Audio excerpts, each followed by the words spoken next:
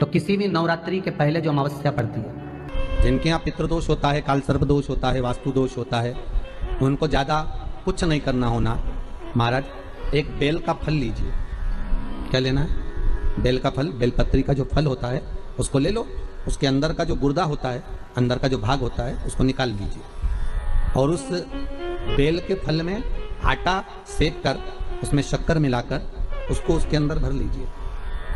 अमावस्या के दिन सुबह 10 बजे से पहले उस बेल फल में जिसमें तुमने पंजेरी भरी है, आटा सेक कर भरा है शक्कर के साथ में, उसको अपने घर में घुमाने के बाद में जिसको काल सर्प दोष बताया है, पितृदोष बताया है या वास्तु दोष का स्मरण बताया है, घर में सब दूर घुमाकर अपने परिवार का हाथ का स्पर्श कराकर पीपल के पेड़ के नीचे खड्डा खोदकर उस बेलपत्र के उस फल को दाब दीजिए। उस फल को उसमें दबा दीजिए। महाराज केवल एक अमावस्या करना रहता है, पितरों के दोष से मुक्ति मिलती है और हमारे घर के कार्य सफल होना प्रारंभ हो जाते हैं। कार्य की सफलता होती है, कार्य में सफलता प्राप्त होने लगती है। हम तो कई बार कहते हैं महाराज जी, अगर ऐसा लगे किसी औषधि को आप ले रहे हैं, मालूम पड़े कि औषधि आपको लग नहीं रही है, शिव महापुराण की कथा करेंगे, मान लो औषधि आपको नहीं लग रही, आपने औषधि बहुत दिनों से ले रहे हो, कोई दवाई, मान लो आप किसी भी दवाई को ग्रहण कर रहे हैं और वो औषधि लगी नहीं रही है, वो शरीर को लगी नहीं पा रही और आप ठीक ही नहीं हो पा रहे, 15 दिन हो गए, 8 दिन हो गए, बताओ, उतना की उतना ही कैटरीना है, उतना ही उतना अपना भरा हुआ, वही की वही लीवर, वही की वही किडनी, वही की वही स्मरण, सभी कुछ वही वही है, उतने की उतना ही।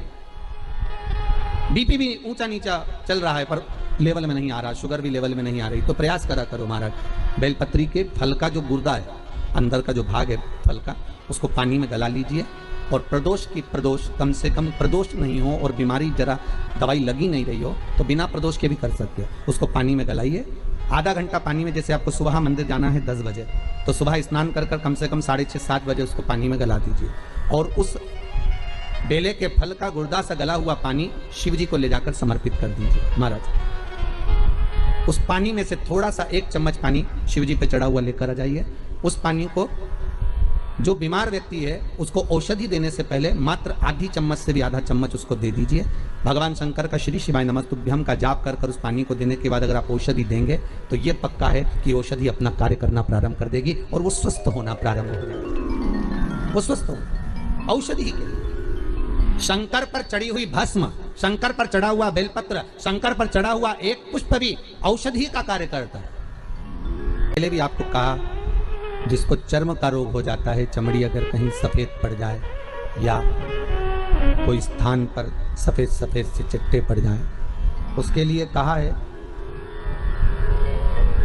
पूर्णिमा के दिन जब गाय अपने बछड़े को दूध पिला रही हो, बछड़े के मुख में जो फेन आ जाता है वो फेन चम्मच में ले लीजिए और उस फेन को पूर्णिमा की रात्रि को 12 बजे शरीर पर लगा लें, जहाँ जहाँ सफ़ेद दाग हो या चट्टे हो। आधा घंटा तक लगे रहने के बाद में फिर स्नान करें और एक बार सूर्य कुंड का स्नान जरूर करें, जो झांसी दतिया के पास में है सूर्य कुंड, उसका स्नान करें। वहाँ की मिट्टी लाकर शरीर पर लगाकर आधा घंटा धूप में बैठकर फिर स्नान करें। धीरे धीरे चमड़ी अपने असली कलर में आना प्रारंभ हो जाए, अपने असली स्वरूप में वो चमड़ी आना प्रारंभ। सूर्य कुंड का शिव महापुराण की कथा कर रही है कि 100 वर्ष की आयु में 50 साल तो तुम्हारे सोने में निकल जाते हैं। अरे बोलो सही है कि गलत है? 50 वर्ष सोने में निकल, बचे कितने तुम्हारे पास में? 50। और उसमें भी 25 साल तो तुम्हें ये सोचने में निकल जाते हैं कि फिर कमाना कैसे है, आगे कैसे बढ़ना है, नौकरी व्यापार कैसे करना है, विद्या अध्ययन कैसे करना है, कैसे अपन को आगे बढ़ना है। कितने साल निकल गए? अब कितने बच्चे तुम्हारे पास में? मात्र 25। और 25 वर्ष में भी तुमको ये व्यवस्था करने में लग जाते हो कि बहन के घर जाना है, बच्चों का ब्याह करना है, शादी करना है, थोड़ा सा पैसा कमा कर एकत्रित करना है। मालूम पड़े वो 25 साल में से 10-12 साल तो तुम्हारे इसी में निकल गए। बचे कुछ थे थोड़े बहुत 5-10 साल बचे और वो ऐसी ही जिंदगी में निकाल दिए। भगवत नाम तो हुआ ही कहाँ।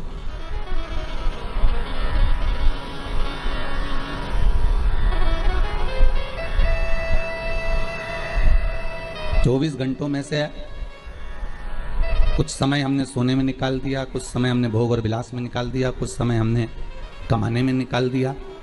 समय हाथ से जाता रहा। और जब मृत्यु का पल सामने खड़ा हुआ था, यमराज बनावे बंदी और काया हो गई गंदी, मेरे प्राण छूटे भोलेनाथ तो तुम नंदी लेकर आ जाना।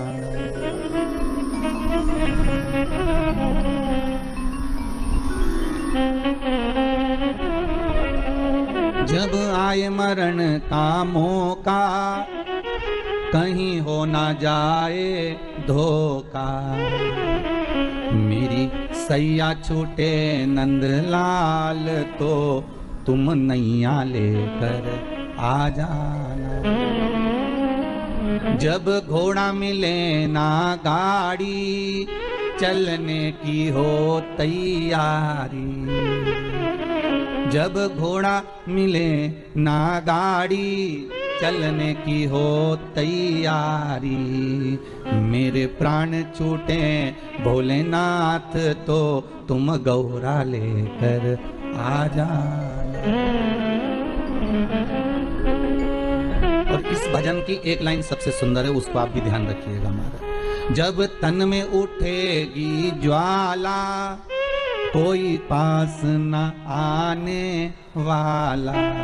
जब इस तन में आग लगेगी, जब इसको जलाया जाएगा, जब इस तन को आग लगाया जाएगा, और आज वही इस भजन को बनाए श्री नागर जी महाराज ने कई वर्षों पहले बना लिया था, और उसकी लाइन आज सिद्ध करी जा रही है कि जब तन में उठेगी ज्वाला, कोई पास न आने वाला। तब हे भोलेनाथ इतनी कृपा करना कि आप नंदी लेकर आ जाना, क्योंकि परिवार, नाते, रिश्ते, कुटुंब, कबीले, ये कोई साथ तो आने वाले नहीं। कौन साथ देगा आपको?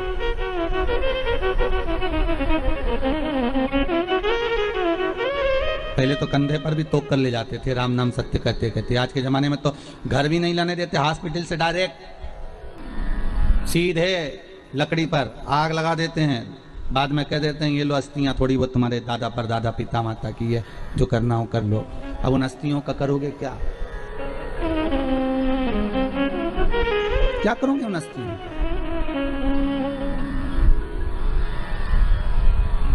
जब तन में उठेगी ज्वाला, कोई पास न आने वाला। सारे दूर खड़े खड़े देखते रहेंगे, आग लगाकर थोड़ी दूरी पर खड़े हो जाएंगे, कोई साथ नहीं देगा। फिर साथ कौन देगा? तो शिव महापुराण की कथा कहती है कि माता के गर्भ में तू अकेला था, ना भोजन करता था, ना नौकरी करता था, ना तू सर्विस करता था, ना तू कमाने जाता था। माता के गर्भ में जैसे तू अकेला था तो तेरा भरण पोषण मैंने करा था। माता के गर्भ में तू पड़ा रहा तो तेरा ध्यान मैंने रखा था। माता के गर्भ में तू रहा तो तेरा भोजन देने का काम मेरा था। माता के गर्भ में जब तू पड़ा रहा तो तुझे जीवित रखने का कार्य मेरा था। तो भगवान शंकर की कथा कहती है कि मरने के बाद का भी टेंशन मत लेना कि लोग जलाकर दूर बैठ जाएंगे। दुनिया के लोग दूर बैठकर तुझे देखते रहेंगे आग लगते हुए, पर शंकर कहते हैं कि तूने अगर मेरा एक बार भी नाम लिया है तो मैं नहीं देख पाऊंगा, मैं तुझे जाकर अपनी बाहों से लपेट लूंगा, अपनी बाहों से लगा लूंगा। किसी ने कहा शंकर भगवान को और कोई भस्म नहीं मिली रमाने के लिए? शंकर भगवान को और कोई भस्म नहीं दिखी रमाने के लिए? अरे गाय के गोबर का कंडा बनाकर उसकी भस्म बना के शंकर जी लगा लेते? नहीं नहीं नहीं। किसी वृक्ष को जलाकर भगवान शंकर उसकी भस्म लगा लेते? नहीं। किसी पत्तियों को जलाकर शंकर भगवान उसकी भस्म रमा लेते? नहीं। पर शंकर भगवान ने भस्म किसकी रमाई? वो भी मुर्दे की। आखिर क्यों? किस लिए?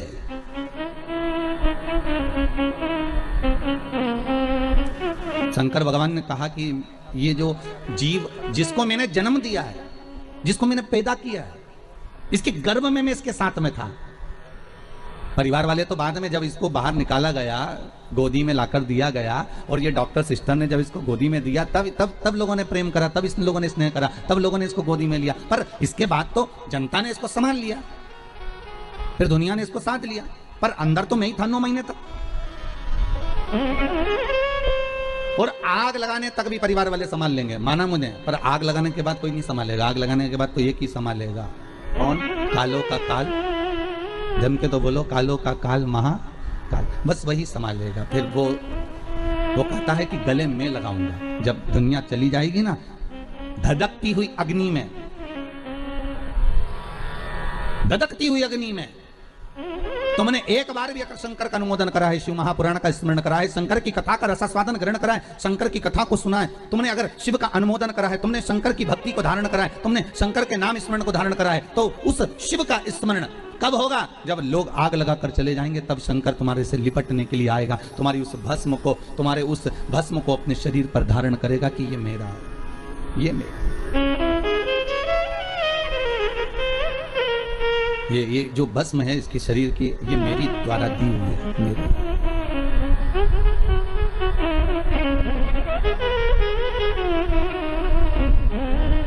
तब शिव, तब शंकर, तब ओघड़ी, तब दयालु, तब दाता सामने खड़ा मिल जाए। फिर वही वाली बात आ गई कल वाली, अंत समय प्रभु आना पड़ेगा, वादा किया तो निभाना पड़ेगा। अंतिम समय में आपको आकर हमारे से जो वादा किया गया है उसको निभाना पड़ेगा। तो भगवान भी कहते मैं निभाऊंगा, मना नहीं है, पर पहले तेरी चित्तवृत्ति में मैं समाहित होना चाहिए।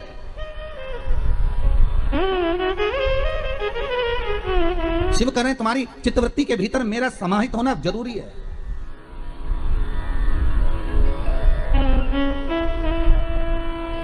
अग्नि में, तलातल में, रसातल में, वायुचर में, थलचर में, जलचर में, प्रत्येक जीव में एक शंभु ही तो है, केवल एक शंभु।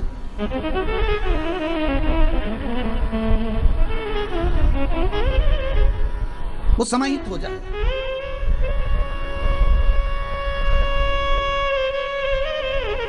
पांडेतारा में अखबार आता है क्या? अरे बोलो तो, अखबार आते हैं? पढ़ते हैं यहाँ? अच्छा, शहरों में भी लोग बहुत पढ़ते हैं, गांवों में भी बहुत पढ़ते हैं अखबार। जहां अखबार छपता है ना, वहां पर बहुत बढ़िया कोरा कागज आता है, बहुत बढ़िया, और उस कोरे कागज पर फिर न्यूज छापी जाती है। बोलो सही है कि गलत है? अरे बोलो तो, सही है ना? वहां न्यूज छापी जाती है। कितने अखबार निकलते हैं, ढेर। इतना कोरा कागज अखबार की उस कंपनी में, उस फैक्ट्री में आता है, उस छपाई मशीन में आता है, ढेर अखबार आएगा और लोग उस पर अखबार पर न्यूज छापेंगे। पर कितनी भी अच्छी न्यूज छाप लो, कितनी भी बढ़िया न्यूज छाप लो, आखिरी में उस अखबार के कागज पर पोया जलेबी ही खाएंगे। अरे बोलो सही है कि गलत है? मुरमुराई खाएंगे उस अखबार के कागज पर। तुम कितनी भी बढ़िया न्यूज छाप लो, पर वो अखबार के कागज पर भले कितनी भी जोरदार न्यूज छापो, अच्छी से अच्छी छापो, पर उस पर लोग मुरमुरा खाएंगे, या फिर पोया खाएंगे, या समोसा खाएंगे, कचौड़ी खाएंगे, जलेबी खाएंगे, या उस पर कुछ भी रखकर खाएंगे, पर वो अखबार का टुकड़ा बाद में किसी काम का नहीं रहेगा, फेंक दिया जाएगा। बोलो सही है कि गलत है? उसकी जो शांति वो घट गई, उसमें पोया जलेबी खाया गया। और मान लो जो कोरा कागज अखबार की फैक्ट्री में गया, जो कोरा कागज उस अखबार के कंपनी में गया, उस प्रिंटिंग मशीन में गया, और वहां जो न्यूज छापी, इतनी बड़ी बड़ी न्यूज छापी, एक से बढ़कर एक छापी, पर आखिरी में लोगों ने उस पर पोया जलेबी खाया। मान लो वही कोरा कागज जो अखबार की कंपनी में गया, जो अखबार की फैक्ट्री में गया, जो प्रिंटिंग मशीन में गया, वही कोरा कागज गीता प्रेस गोरखपुर में चले जाता और उस पर अगर रामायण और गीता लिखा जाती, तो फिर कोई पोया जलेबी खाता? अरे बोलो तो जम के, कोई खाता पोया जलेबी? नहीं। फिर क्या करते उसको? लाल कपड़े में बांधकर, संजोकर, साध कर उसकी पूजन करते। फिर उस पर ना तो कोई पोया खाता, ना कोई जलेबी खाता, ना कोई मुरमुरा खाता। बस जैसे अखबार कंपनी में कोरा कागज गया तो उस पर न्यूज तो छपी, अच्छी अच्छी छपी, पर उसके बाद भी पोया जलेबी खाया गया। पर वही कोरा कागज जब गीता प्रेस गोरखपुर में गया और वहां प्रिंटिंग प्रेस पर रामायण की चौपाइयां, गीता के श्लोक जब लिखे गए, भागवत रामायण गीता लिखी गई, तो किसी ने उसमें मुरमुरा नहीं खाया, किसी ने उसमें समोसा नहीं खाया, किसी ने उसमें पोया जलेबी नहीं खाया। बस यही हमारा जीवन है। इस कोरे कागज को संसार की कंपनी में डालोगे तो यहाँ जो छपाई होगी वो मुरमुरा खाने की काम आएगी। और ये जो शरीर है इसको भगवान की भक्ति में डालोगे तो ऐसी प्रिंटिंग होगी कि ये भगवान के काम आ जाएगी। ये कोरा कागज है। इस कोरे कागज को तुम चाहो तो अखबार जैसा बना दो, इस कोरे कागज को तुम चाहो तो रामायण जैसा बना दो। ये कोरा कागज है, मर्जी तुम्हारी है कि कौन सी प्रिंटिंग मशीन में इसको प्रिंट करवाएं।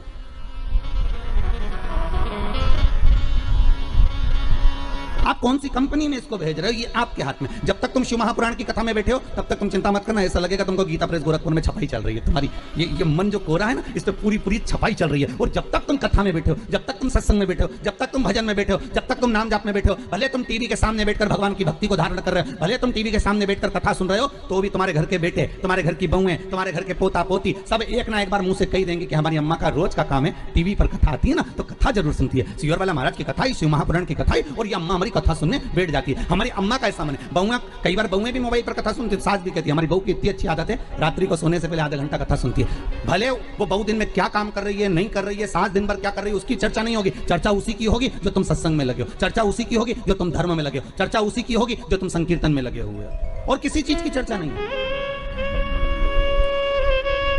इस कोरे मन को, इस कोरे शरीर को, इस कोरी चित्तवृत्ति को, इस मन को, आपका मन है कि आप अखबार जैसा इस पे न्यूज छापना हो तो न्यूज छापो, संसार की बातें करना हो तो संसार की बातें करो। उनकी अम्मा ने ऐसा कर दिया, उनकी बहू ऐसी करके बताओ, उनकी लड़की ने वहां शादी कर ली बताओ, उनने इतनी फैक्ट्री खरीद ली बताओ, उनने ऐसा कर लिया। ये न्यूज है, छापे जाओ। ये किसी काम आएगी क्या? जितनी छापोगे उतने लोग कहेंगे आओ ये तो दिन भर बुराई करे, इसका तो ऐसे ही काम है। और कोई अगर भगवान के भजन में लगा रहे, कोई अगर सत्संग में लगा रहे तो लोग कहेंगे वाह वाह कितना जोरदार बढ़िया भगवान की भक्ति में डूबे, भगवान का भजन करे। ये मन तुम्हारा है, ये चित्तवृत्ति तुम्हारी है। इसको मन को तुम कहां लेकर जाना चाहते हो? इस चित्तवृत्ति को आप कहां लेकर जाना चाहते हो? आप इस पे अगर चाहो तो कोया जलेबी भी खा सकते हो, आपका मन है। अगर आप चाहो तो गीता प्रेस गोरखपुर की छपाई करवा कर अर्थात राम नाम कृष्ण नाम का स्मरण कर कर, शंकर के नाम का स्मरण कर कर इस मन को, जैसे संत तुकाराम, नामदेव, मीरा, कर्मा, नरसिंह मेहता, ध्रुव, प्रहलाद, इन्होंने अपनी कोरे कागज को इस पर न्यूज नहीं छापी, उन्होंने इसको अपने भगवान की भक्ति में लगा दिया, इस चित्तवृत्ति को लगा दिया।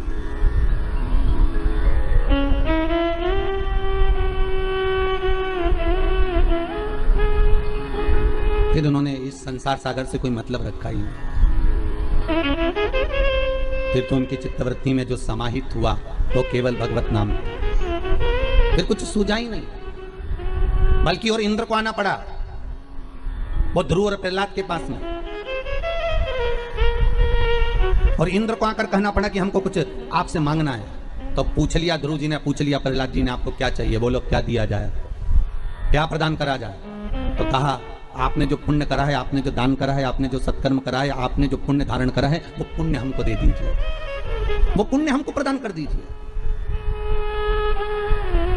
देखिए इंद्र के पास में अगर मांगने के लिए कुछ नहीं था तो पुण्य मांग कर लेगा। और आपसे भी निवेदन करूंगा, ये पुण्य जो आप कर रहे हो ना, ये सत्कर्म जो कर रहे हो, ये बघेल परिवार अगर शिव महापुराण की कथा करवा रहा है, अगर आज स्वर्गीय श्री राज बहादुर सिंह के अगर ये पुत्र कथा करवा रहे हैं, ये पुण्य जो एकत्रित कर रहे हैं, ये पुण्य कोई साधारण नहीं हो सकता। ये पुण्य की प्रबलता बड़ी प्रखर होती है, बड़ी। बस डोलना नहीं है हमें संसार सागर में, हमें भटकना नहीं है। दुनिया के लोग संसार सागर में भटकते ज्यादा है, बहुत भटकते। एक ये प्रश्न किसी बच्ची ने करा है, अच्छा प्रश्न है महाराज जी, कि पितृदोष और काल सर्प दोष परिवार में क्यों लगता है, उसका क्या कारण है? किसने प्रश्न करा, जरा हाथ उठाइए। अच्छा माता जी आपने करा, किरण जी मिश्रा आप ही ने प्रश्न किया है। बहुत सुंदर प्रश्न है, जग कल्याण के लिए बहुत अच्छी बात है। एक बार जोरदार ताली बजाओ माता जी के लिए, बहुत सुंदर प्रश्न। बैठिए विराज जी। पितृदोष और काल सर्प दोष क्यों लगता है, केवल एक शंकर की आराधना से समझें। महाराज भगवान शंकर को जब जलंधर की पत्नी वृंदा, जलंधर के जब प्राण छूटे, तो जलंधर के प्राण छूटने पर वृंदा जब तुलसी का क्यारा बन गई और वो वृंदा ने श्राप दे दिया, हे शिव, ये नारायण आपने मेरे साथ छल करा है तो आप शालिग्राम बनोगे, पत्थर बनोगे।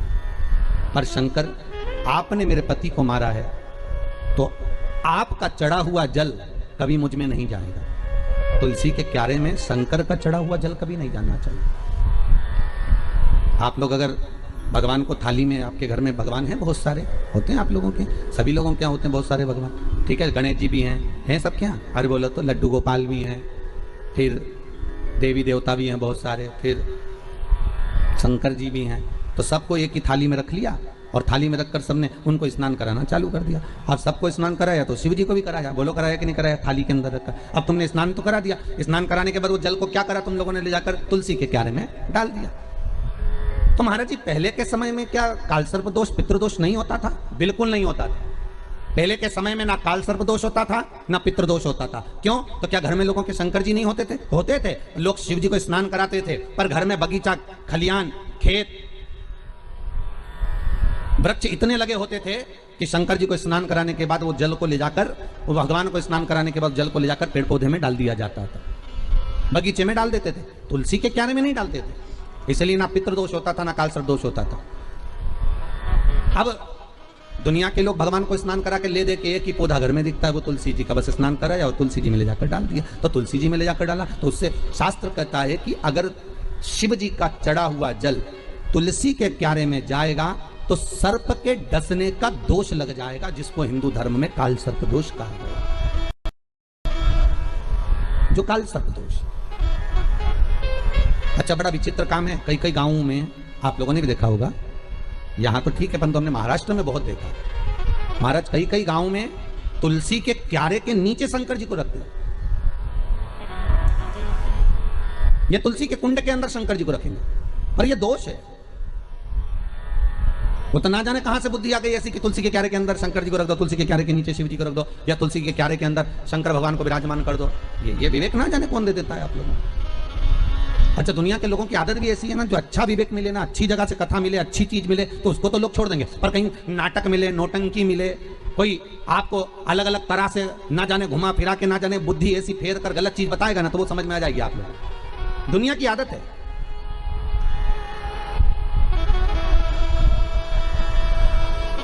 अरे जरा सा गलत देखने पर अश्वत्थामा की बुद्धि फिर सकती है। रात्रि के समय पर अश्वत्थामा बैठे हुए थे,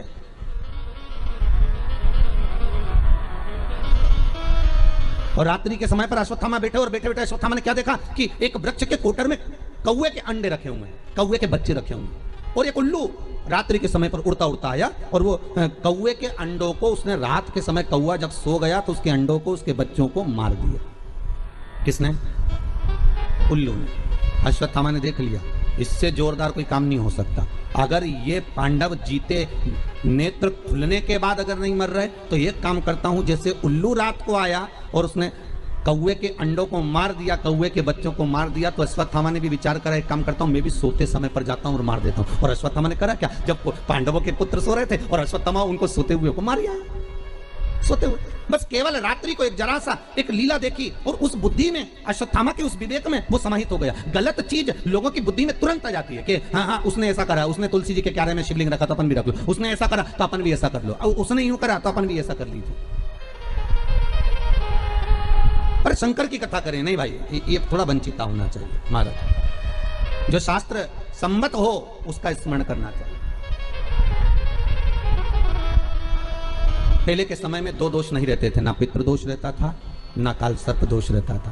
काल सर्प दोष कब आया? जब आप लोगों ने भगवान का चढ़ा हुआ जल, शिव जी का चढ़ा हुआ जल तुलसी में चढ़ाना प्रारंभ करा, तब काल सर्प दोष आया। और पितृदोष पहले नहीं होता था। क्यों? क्योंकि लोग घर के मटके में से, घर के हंडे में से, घर के परिंडे में से लोटा भरकर पानी लेकर जाते थे और शंकर को चढ़ाते थे। घर का जो रसोई घर होता था वो बीच केंद्र में होता था, रसोई घर घर के मध्य में होता था, तो वहां से जब पानी लेकर जाते थे, परिंडा, मटका, हंडा पितरों का स्थान माना गया है। वहां से जब पानी भरते और ले जाकर शंकर जी को चढ़ाते, तो पूरे घर में से पानी निकलकर जब शिव को चढ़ने के लिए जाता था तो पूरे घर का वास्तु दोष, पितृदोष समाप्त हो जाता था। अब आज के जमाने में मंदिर का लोटा उठाकर, मंदिर का पानी भरकर शंकर जी को चढ़ा देते हैं, तो ना वास्तु दोष समाप्त होता है, ना पितृदोष समाप्त होता है, ना कालसर्प दोष समाप्त होता है।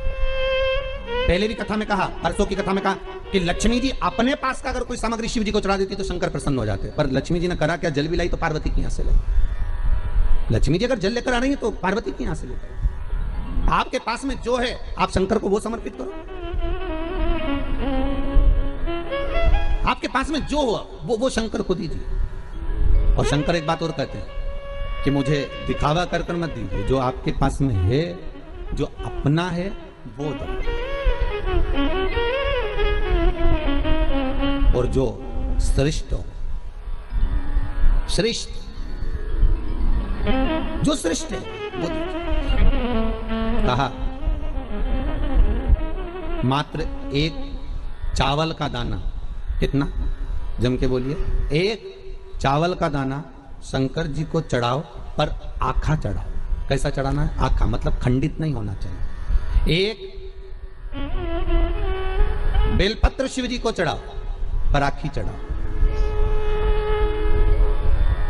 4 दिन में आज हमारा दिल बड़ा खुश है।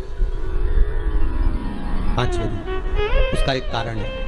5 दिन से 4 दिन से शंकर जी पे जो बेलपत्र चढ़ रही थी पोथी पर, वो सब जजमान जो तोड़ कर दे देते थे, खंडी टूटी फूटी सब चढ़ जाती थी। पर आज भले छोटी सी बेलपत्र है, पर आज जो चढ़ी है बाबा की कृपा से वो पूर्ण चढ़ी है। तो आज दिल खुश हो गया ये देखकर कि शिव महापुराण पर आज जो बेलपत्र समर्पित करी वो भले कम चढ़े, भले कम चढ़े। एक चावल का दाना चढ़ा पर आखा चढ़ा।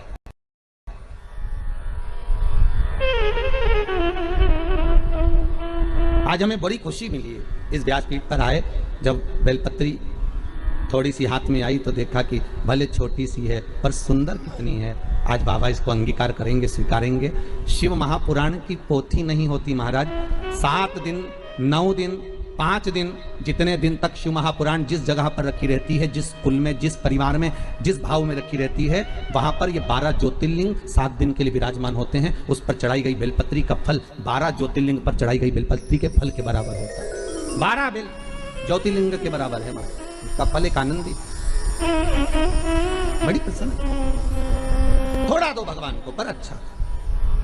पर दुनिया के लोगों की आदत ये थी, अच्छी चीज होती है ना वो अपने लिए रख लेते। बहुत अच्छी साड़ी है तुम्हारे पास में तो बहू को दे दोगी, और अच्छी साड़ी है तो तुम अपनी बेटी को दे दोगी। साड़ी थोड़ी भी गड़बड़ है तो भागवत पे चढ़ा दोगी। इतनी खुश होकर चढ़ाओगी, भागवत महारानी पे चढ़ा दी। अब तुम सोचोगे भागवत जी पे साड़ी चढ़ा दी, और वो साड़ी जो किसी काम की नहीं, वो साड़ी जो किसी के काम की नहीं, जब तुम्हारी बेटी के काम की नहीं, तुम्हारी बहू के काम की नहीं, तुम्हारे काम की नहीं, तो तुमने जो भागवत जी पे चढ़ाई वो महाराज की पत्नी पहनेगी?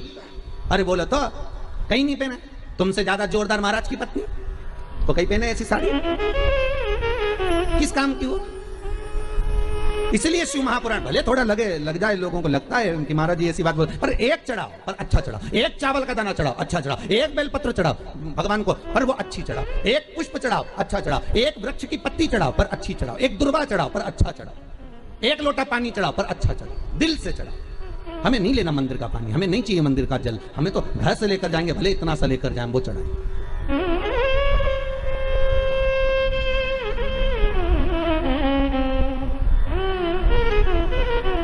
गुरु पूर्णिमा पर जब सीहोर लोग आते हैं गुरु पूर्णिमा महोत्सव मनाने के लिए, गुरु दीक्षा के समय पर, तो वो अपने अपने घर से बोतल में भी पानी भर कर लेकर आते हैं महाराज। उनका भाव कितना शुद्ध होता है कि यहाँ हम आए हैं तो बाबा के आनंद ले, चरण धोवे से तो हमारी जल हो गए, भगवान का स्नान करा में तो हमारा ही जल हो गए। ये भाव है।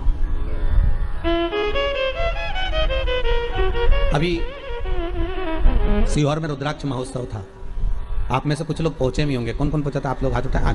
पहुंचे भी थे तो आप लोगों ने देखा होगा कि शंकर जी पे जल चढ़ाने के लिए हमने कोई टंकी भरकर नहीं रखी थी कि हमने यहाँ पर टंकी भर दी हो कि इसमें से पानी भर भर के ले जाओ और शिव जी को चढ़ा दो। देखा था आप लोगों ने? नहीं भरी थी ना। कई लोगों ने कहा महाराज जी इतनी पब्लिक है तो एक टंकी भर दो पानी का और वहां लोटे रख दो, 4-5 कलश रख दो तो लोग शिव जी को चढ़ाते रहेंगे। हमने कहा नहीं, शिव महापुराण का विधान है कलश भी वही लाएं और पानी भी वही लाएं। अब उनकी मर्जी, वो कुएं में से खींच के लाएं, बोर में से निकाल के लाएं, टैंकर से लाएं, जहां से उनकी मर्जी पड़े जल वो लेकर आए और चढ़ाएं। क्यों? क्योंकि इतनी दूर आए हैं तो एक लोटा पानी भी चढ़ाएं तो उनकी कामना पूरी हो, उनकी मनोकामना पूर्ण हो। भरने को तो हम जल भर देंगे, हमको क्या करना? जब कुएं में इतना पानी डल रहा था, लोगों के लिए इतना पानी की व्यवस्था करी गई थी, तो आपके लिए एक टंकी पानी भरने में क्या जाता? पर नहीं, आप स्वतः लेकर आएंगे, आप स्वयं लेकर आएंगे और उस जल को आप स्वयं समर्पित करेंगे तो उसका आनंद ही दूसरा हो, आनंद दूसरा हो।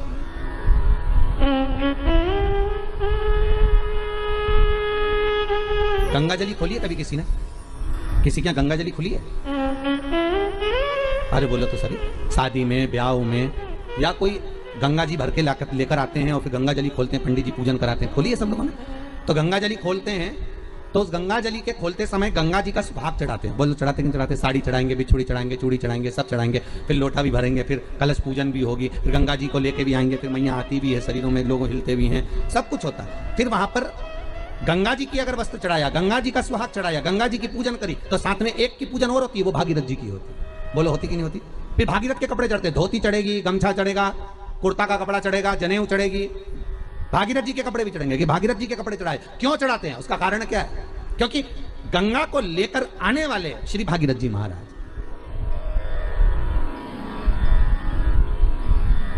अगर हम केवल गंगा की आराधना कर लेंगे तो गंगा उतना फल नहीं देगी जितना देना चाहिए। अगर हमने भागीरथी गंगा का स्मरण करा कि हे भागीरथ महाराज, आप गंगा को लेकर आए थे, 60,000 काकाओं के उद्धार के लिए लेकर आए, राख के ढेर बन गए थे संत के, केवल एक दृष्टि से वो राख के ढेर बने, 60,000 काकाओं का उद्धार। हे गंगा मैया, भागीरथ जी महाराज लेकर आए गंगा को। तो इसलिए हमारा हिंदू धर्म कहता है कि जब गंगा जली खोली जाती है, गंगा की पूजन करी जाती है, गंगा जली का उत्सव जब करा जाता है, तो सबसे पहले भागीरथ की पूजन करी जाती है कि भागीरथ महाराज इस गंगा को लेकर आए हैं। तो हे भागीरथ जी, आप गंगा को लेकर आए, आप ही से सीखकर हम गंगा जी को हरिद्वार से, प्रयागराज से, इलाहाबाद से हम भरकर लेकर आए हैं। ऐसी कृपा करना गंगा मैया, जैसे आपने भागीरथ बाबा के 60,000 काकाओं का उद्धार करा था, वैसे हमारे पूर्वजों का भी उद्धार कर देना। इस भाव से हम गंगा जी की पूजन करते हैं, भागीरथ के साथ करते, अकेली गंगा नहीं पूजते। हम अकेली गंगा का स्मरण नहीं करते, हम भागीरथी गंगा का स्मरण करते हैं, हम विष्णुपदी का स्मरण करते हैं।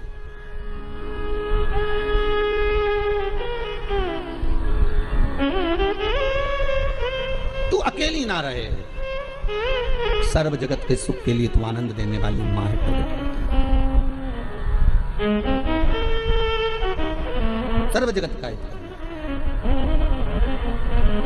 देव। आप बाबा को एक अक्षत का दाना दीजिए, बड़े प्रेम से दीजिएगा, बड़े भाव से। एक साधे सब सधे, सब साधे विसरा।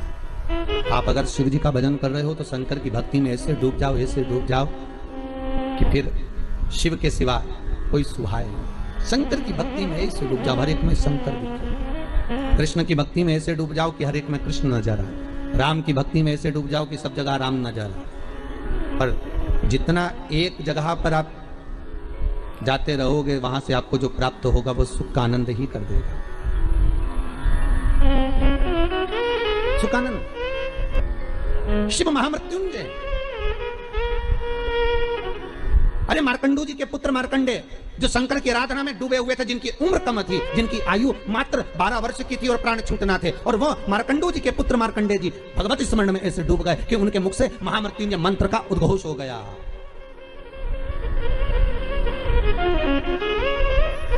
भगवान शिव के नाम का उद्घोष हो गया। जैसे नंदी महाराज, शिलाद नाम का ब्राह्मण, जिनको ऋषि भी कहा गया, जिनका नाम था शिलाद। क्या नाम है उनका? जम के बोलिए। शिलाद ब्राह्मण है, ऋषिवर है। और शिलाद ब्राह्मण है, ऋषि हैं, बड़े शिव के भगत है, शंकर का बहुत अनुमोदन करते हैं, शिव का स्मरण में वो हमेशा डूबे रहते हैं। और उनका एक नाम स्मरण, केवल ओमकार का ध्वनि करना और ओम नाम में डूबे रहना। ओम नमः शिवाय, ओम नमः शिवाय, ओम नमः शिवाय। भगवान शिव की भक्ति में डूबे रहते। अब उनकी धर्मपत्नी से संतान नहीं, औलाद नहीं, बड़े दुखी है, बड़े दुखी। अच्छा, संतान नहीं हो, किसी नारी की गोद, अगर स्त्री की गोद अगर खाली रह जाए तो भी दुख होता है उसको कि मेरे घर में औलाद नहीं, संतान नहीं। हम कई बार कहे, आज फिर कहते हैं, ये टेस्ट भी बाद में कराना, सारी जांचें बाद में कराना। एक बार शंकर का भजन कर कर देखना। पिछले वर्ष कथा में तुमरुका जी की जो कथा कही थी, यूट्यूब पर डली हुई, अगर आप लोगों ने नहीं सुनी हो तो उसको निकालना यूट्यूब पर। श्री तुमरुका शिव महापुराण की कथा हमने कही थी, तुमरुका जी का व्याख्यान, उसमें वर्णन किया था सब जगह से अगर हार जाओ और सारे रिपोर्ट आपकी आपने सब दूर दिखा ली, तो एक बार शंकर पर भरोसा कर कर तुम रुका जी का नाम लेकर सफेद आंकड़े की जड़ को शिव जी पे से रजस्वला धर्म के 7वें दिन 21 बार घुमा लो, नाम गोत्र बोलकर कमर में लाल धागे में बांध लो, पीपल के पत्ते शिव जी को चढ़ाओ, उठाकर लाओ, उस एक पत्ते को रात्रि को गाय के दूध में उकालो और उस दूध को दोनों पति पत्नी पियो, साथ रहिए। समय आएगा, बाबा चाहेगा तो 3 या 4 महीने में गर्भ ठहर ही जाएगा। सारे डॉक्टर को दिखा लिया अपनी जगह, टेस्ट भी करवा लिया अपनी जगह, पर एक बार प्रयोग और वो विश्वास रखकर करना पड़ेगा। शंकर पर जो भी कार्य कर रहे हो आप, जो उपाय कर रहे हो आप, शिव का स्मरण कर, भगवान पर अगर विश्वास रखोगे, भरोसो दृढ़ इन चरणन करो, श्री वल्लभ नक्षत्र छटा बिन सब जगह ही अंधेरो। अगर भरोसा है तो शंकर है, और भरोसा नहीं तो शिव कहां से? विश्वास लेकर अगर आए हो तो काम तो होगा। ये लोग काशी से आए हुए हैं, विश्वास लेकर ही तो आए होंगे कि हम जाएंगे शंकर की कथा में तो बाबा कृपा जरूर करेगा। कई लोग यहाँ पर बैठे हुए हैं जो विश्वास लेकर आए हुए हैं, दूर दूर से आए हुए हैं, केवल विश्वास लेकर कि भगवान कृपा करेगा किसी ना किसी रूप में, मुझे विश्वास है कि बाबा मेरी सुनेगा। और फिर कहता हूं, कथा में अगर आपने मन लगा लिया, भले टीवी चैनल के माध्यम से श्रवण कर रहे हो, भले मोबाइल के माध्यम से श्रवण कर रहे हो, भले पंडाल में सुन रहे हो, बाबा से अगर दिल से आपने अगर कह दिया तो 3 महीना बहुत होता है सब कामना पूरी होने के लिए। मेरा बाबा आपको कुछ ना कुछ दे ही देता है, बस आपकी रुचि के अनुसार सुख प्रदान कर ही देता है। आप उस पर विश्वास, भरोसा, भटकना नहीं है हमको, मार्ग से विचलित नहीं होना। कई लोगों की आदत रहती है, पहले राम जी के पास चले जाएंगे, राम जी से काम नहीं होगा तो कृष्ण के पास चले जाएंगे, कन्हैया जी से काम नहीं होगा तो हनुमान जी के पास चले जाएंगे, हनुमान जी से नहीं होगा तो शंकर जी के पास चले जाएंगे। पर शिव महापुराण की कथा कहती है, गुरु जी के 2 चेले, गुरु जी ने दोनों चेलों से कहा, जाओ जमीन खोदो, 50 फीट पे पानी निकलेगा और मेरे लिए लोटा भर के पानी लेकर। चेलों ने मन में विचार करा, बताओ पानी इतना सारा पड़ा, वो पी लो, मैं 50 फीट खोदें फिर पानी ला। जाओ दोनों 50 फीट खोदना, पानी निकलेगा और लेकर आना, मेरे को पानी पीना है, जाओ जरा। दोनों चेले चले गए, एक गया तो खोदता गया, दूसरा गया तो उसने यहाँ खोद लिया, फिर वहाँ खोद लिया, फिर वहाँ खोद लिया, पानी नहीं निकला। 50 फीट तक एक चेला था तो खोदता गया, पानी निकल गया, लोटा भर के लेकर आए। गुरुजी ने पूछा पानी निकल गया? दूसरे से पूछा तुझे नहीं निकला? नहीं। गुरुजी ने पूछा तूने खोदा था? बिल्कुल, चलकर देख लो। गुरुजी गए देखने के लिए, तो गुरुजी ने देखा तो उसने क्या करा, थोड़ा यहाँ खोद लिया, थोड़ा वहाँ खोद लिया, थोड़ा वहाँ खोद लिया, थोड़ा वहाँ खोद लिया, पानी नहीं निकला। और एक चेले से पूछा तूने कैसे निकाला, तो कहते एक ही खड्डे को मैं खोदता गया तो पानी निकल गया। यहाँ शास्त्र वही कह रहा है, एक पकड़ो और एक जगह ही खोदते रहो, शंकर जी का भजन करते रहो, तारेगा तो ये, मारेगा तो ये, कहेगा तो ये, जो कुछ करेगा खोदते जाओ, पानी जरूर निकलेगा। और 10 जगह खोदोगे, कभी इधर खोद लिया, कभी उधर खोद लिया, कभी उधर खोद लिया, तो पानी नहीं निकलना है। कोई काम तुम्हारा बनना नहीं है, कुछ भी नहीं होना है, एक ही जगह खोदो, खोदे पानी निकले। करो भजन एक का, पर आदत बुरी है ना तुम्हारी। फिर कोई घूम रहा था उसके पास, फिर किसी के पास।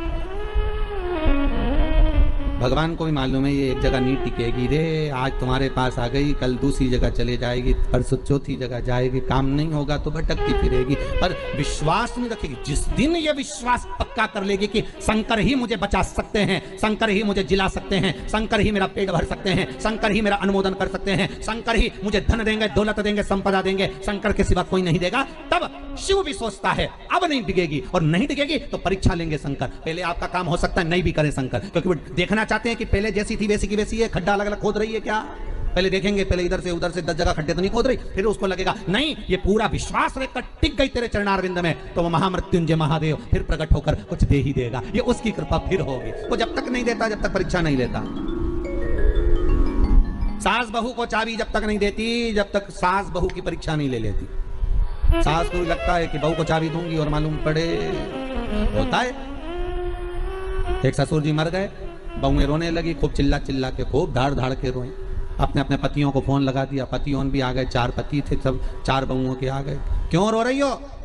बहुएं बोली तुम्हारा बाप मर गया, पिता तुम्हारा। तो पतियों बोले तुम्हारा भी तो ससुर था, तो काय को रही हो? तुमने तो कभी ससुर को 1 गिलास पानी नहीं दिया, कभी पिता को 1 गिलास चाय बनाकर नहीं दी, कभी गर्म रोटी नहीं खिलाई। जब बहुएं मिलती थी तब ताने देती थी, आड़ा टेढ़ा बोलती थी, गालियां देती थी, और आज पिता मर गया तो रो रही हो? किस लिए रो रही हो? तुम्हें रोने का कोई हक नहीं है। इतने में 4 बहुएं बोली अपने पतियों से तुम्हारे बाप मर गए उसके लिए थोड़ी ना रो रहे हैं, तुम्हारा पिताजी मर गया उसके लिए थोड़ी ना रो रहे हैं। तो बहुओं से पतियों ने पूछा फिर काय को रो रही हो? तिजोरी की चाबी ना जाने का धर गए इसलिए रो रही है। पतियों ने भी माथा ठोका, काय की जगदम्बा हो। अब पत्नियां बोली सुनो तुम्हारे पिताजी को जगाओ और चाबी पूछो कहां रखी तिजोरी की। पतियों बोले इनको मरा आधा घंटा हो गया, तुम के चाबी पूछो, सीधी तरीके से जवाब लो, नहीं तो तुमको वहीं सुना दे। बेचारा पतियों को भय लगा कि इनका क्या, तो लोग लालची व्यक्ति तो कुछ भी कर सकता है। इनके मन में दुख हुआ। इन्होंने कहा ऐसा कोई होता है कि मरा हुआ व्यक्ति जाग जाए? हम नहीं जानते, हमें चाबी चाहिए तो चाबी चाहिए, आप पूछो कहाँ रखी है। डॉक्टर साहब को बुलाया, डॉक्टर साहब बताओ हमारे पिताजी को थोड़ी सी देर के लिए जगा दो, बस जग जाएं और उसके बाद में चाबी बता के भले मर जाएं, ऐसी कुछ कृपा कर दो। डॉक्टर साहब बोले 80,000 का एक इंजेक्शन लगेगा, हम लगाएंगे, पिताजी जाग के बैठेंगे, उतनी देर में पूछ लेना चाबी कहाँ रखी है, बताएंगे, फिर वो मर जाएंगे, ठीक है? पर जल्दी पूछना, इतना टाइम तक जिंदा नहीं देंगे वो। लगाओ 80,000 लाओ। अब बहू ने सोचा चाबी तो निकालना है, तो बहू ने करीब अपनी अपनी रकम बेची है। बताओ, बुढ़ा बीमार था तो 1 रुपए की नहीं बेची, और चाबी के चक्कर में सब 20-20 हजार में रकम बेची है। 20-20 हजार में रकम बेच गई, 80,000 रुपए लेकर डॉक्टर के सामने दिया। डॉक्टर सामने का सामने खड़ी हो जाओ, और सामने खड़ी होकर जैसे ही जागे पूछ लेना चाबी कहाँ रखी है। और जैसे ही डॉक्टर सामने इंजेक्शन लगाया, न बुढ़ा उठ के बैठा, न डोकरा जैसे उठ के बैठा, इतने में बहू बोलती उससे पहले बुढ़ा बोल दिया, क्यों रे या पाड़ा के पानी पिलाया कि नहीं पिलाया, और मर गया।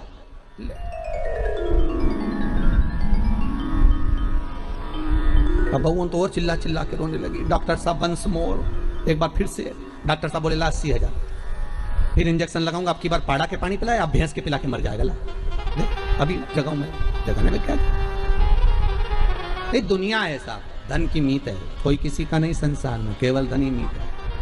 परसों की कथा में कहा था मरने के बाद सब कुछ फेंक देंगे, पर अंगूठी चेन नहीं फेंकेंगे, सब रख लो। कौन फेंके?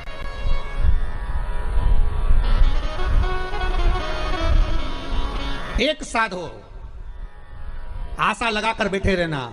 विश्वास में आस भी है और विष भी है। विश्वास में दोनों चीजें, विष भी और आस भी है। आप विश्वास लगाकर अगर बैठे हुए हो, तो आस अगर लगाए हुए हो, तो यह पक्का है कि शिव मिलेगा जरूर, शंकर प्राप्त जरूर होगा। अगर आस लगाई है तो मिलेगा जरूर, वो मिलेगा।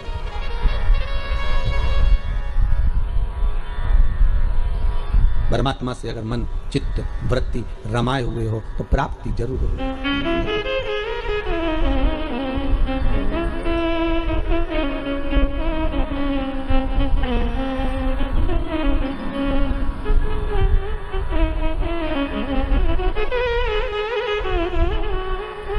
वो मिलेगा। और शिव महापुराण की कथा कहती है महाराज, उम्र भले कम हो पर भक्ति प्रबल हो। शिलाद की धर्म पत्नी से संतान नहीं थी, पर शिलाद के मन को खलता नहीं था, पर परिवार के लोग कहते थे कि कोई तो एक पुत्र हो जाए जो तार दे। तब भगवान शिव ने आकर एक वर दिया, चिंता मत करो, एक दिन जब तुम भजन करने के लिए कहीं जा रहे होगे, पृथ्वी को खोदोगे, उसमें से एक बालक निकलेगा, वही बालक तुम्हारा पुत्र कहलाएगा। निकला बालक, उसका नाम नंदीश्वर रखा। क्या नाम रखा है? नंदी। वो नंदीश्वर। पर पिता इतने विचित्र थे। अरे दुनिया के लोग कहते हैं शंकर जी के मंदिर में नंदी क्यों होना चाहिए? दुनिया के लोग कहते हैं आखिर नंदी ने ऐसा कौन सा पुण्य करा कि भगवान शंकर के दरवाजे पर नंदी सदा के लिए विराजमान हो गया? कहते हैं शंकर से ज्यादा आराधना नंदी की भी करेंगे तो उसकी भक्ति प्राप्त होगी। तो नंदीश्वर में ऐसा क्या सुख है? नंदीश्वर क्यों शंकर के मंदिर में इतने सारे गणों में केवल एक नंदी ही क्यों बैठ गया? क्यों नंदी का होना क्यों जरूरी है शंकर मंदिर में? बिना नंदी के शिव पूजा क्यों नहीं जाती?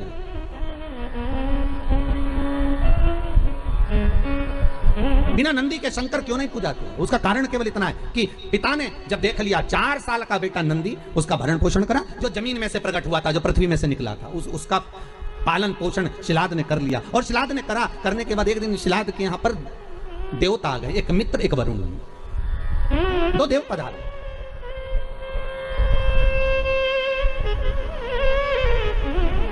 दो देव, मित्र और वरुण दोनों पधारे। और जब दोनों देव जब आए, दोनों की सेवा में आज शिलाद ने एक काम करा, अपने छोटे से पुत्र को लगा दिया कि इनकी सेवा करना। जाओ, मेरा आपसे भी निवेदन है, बहुत भाव से कहूंगा, आपके घर में कभी साधु आए, सन्यासी आए, तपस्वी आए, संत आए, साधक आए, उपासक आए, तो मेरा निवेदन रहेगा कि आपके घर के पुत्रों को, किसको? आपके घर के पुत्रों को, आपके घर के पोतों को, आपके घर के बच्चों को सबसे पहले सेवा में लगाइए और कहिए कि जाओ जरा सेवा करिए।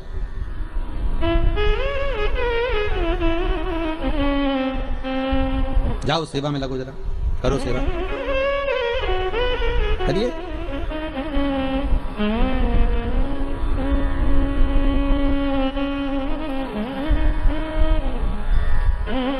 आज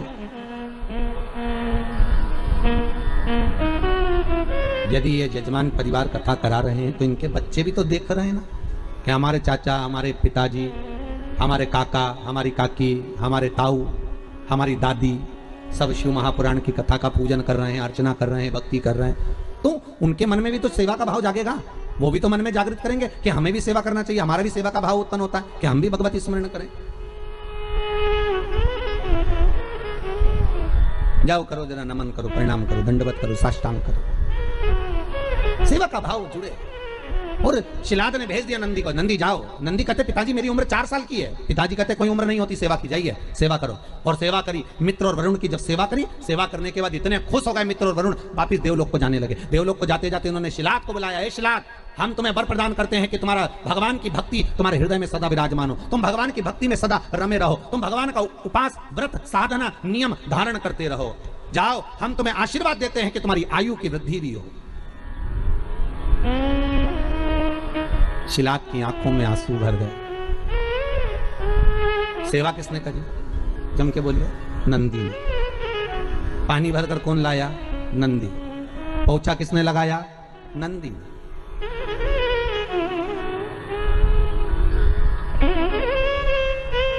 पोछा कौन लगाया? नंदी। झाड़ू किसने लगाई? नंदी ने। झूठे बर्तन किसने उठाए? नंदी ने। सेवा कौन कर रहा है? नंदी। और आशीर्वाद किसको मिल रहा है? नंदी के पिता को, शिलाद को। शिलाद की आंख में से आंसू बह गए। हाथ जोड़कर वरुण जी और मित्र कहा, प्रभु कृपा करिए, ये बताओ, आप सारा आशीर्वाद मुझे दे रहे हो और सेवा नंदी ने करी है, आप उससे कोई आशीर्वाद नहीं दोगे?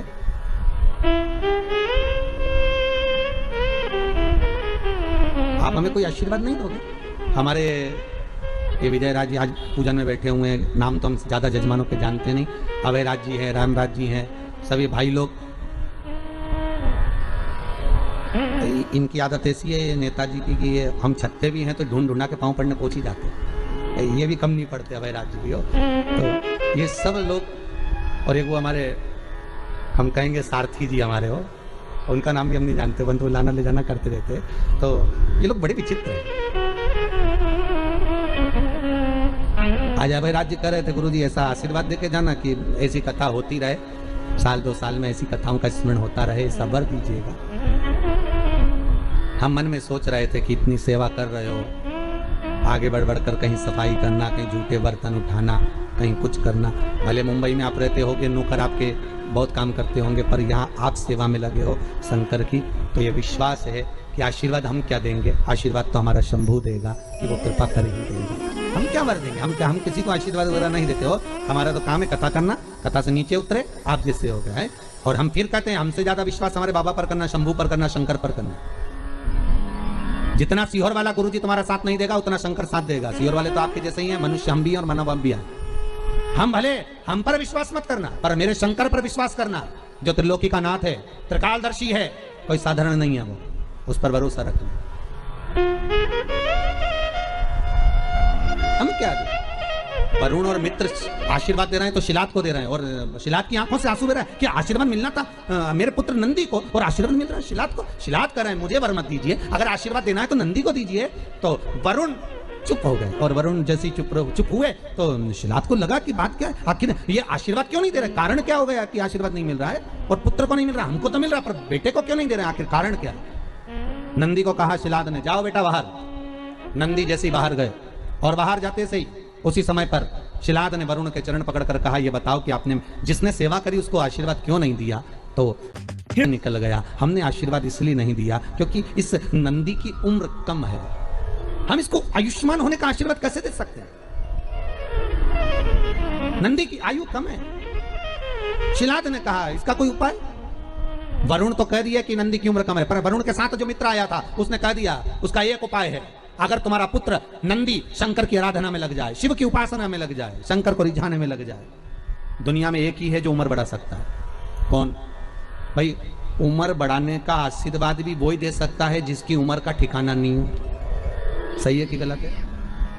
अरे बोलो तो सही है ना। जिसकी उम्र का ठिकाना ही नहीं वो दे सकता। तुम्हारे पास में इतना सारा काजू रखा होगा तो आप काजू भरकर दे दोगे। आपके पास में बादाम ढेर सारी रखी होगी तो बादाम भरकर दे दोगे। आपके पास में गुड़ बहुत सारा रखा होगा तो आप दान में गुड़ दे दोगे। आपके पास में चावल ज्यादा होगा तो आप चावल दे दोगे। आपके पास में गेहूं होगा तो गेहूं दे दोगे। आपके पास में कपड़ा होगा तो आप कपड़ा दे दोगे। बोलो सही है कि गलत है? जो चीज आपके पास में होगी तो आप निकाल कर दे दोगे। आपकी जेब में, कई लोगों की जेब में वो रखते हो मलने का और कतरने का, तो वो जो 4-5 लोग मिले तो उसने निकाल के दे दिया, लो साहब, पाओ साहब।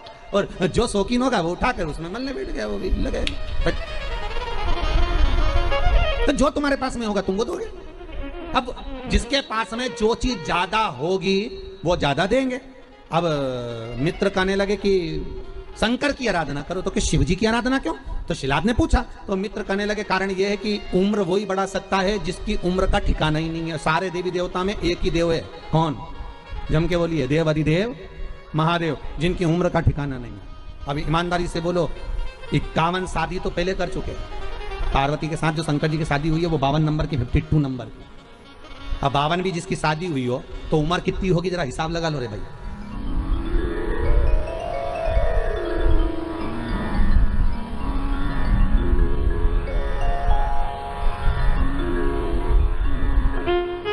जैसे लाइट आई आप लोगों ने हाथ जोड़कर क्या मांगा? हमारी भी इतनी करा देना कि नहीं? 52 शिव की। जब पार्वती जी के साथ में बावर हो रही थी शिव जी की, तो माता पार्वती जी की मां मीनावती ने समझाया था कि शिव तो ठहरे कैलाशी, हरि घोरा पछताओगी, और बूढ़े जोगी के संग में तुम कैसे रह पाओगी। ये बूढ़े जोगी। तो पार्वती जी बोली मैया एक बात बताओ, आपने कहा शंकर बूढ़े, तो इनकी उम्र बता दो। और आपके यहाँ भी मैं निवेदन करूंगा पूरे पांडे तारा में कोई ऐसा हो जो शंकर जी की उम्र बता दे तो जरूर बता देना भाई। किसी को मालूम हो कि शंकर की उम्र कितनी थी? है शंकर की उम्र कितनी है? किसी को नहीं मालूम। तलातल रसातल, अरे भगवान विष्णु भगवान ब्रह्मा के ही कई अवतार हो गए पर शंकर वही की वही रह गए, शिव वही की वही।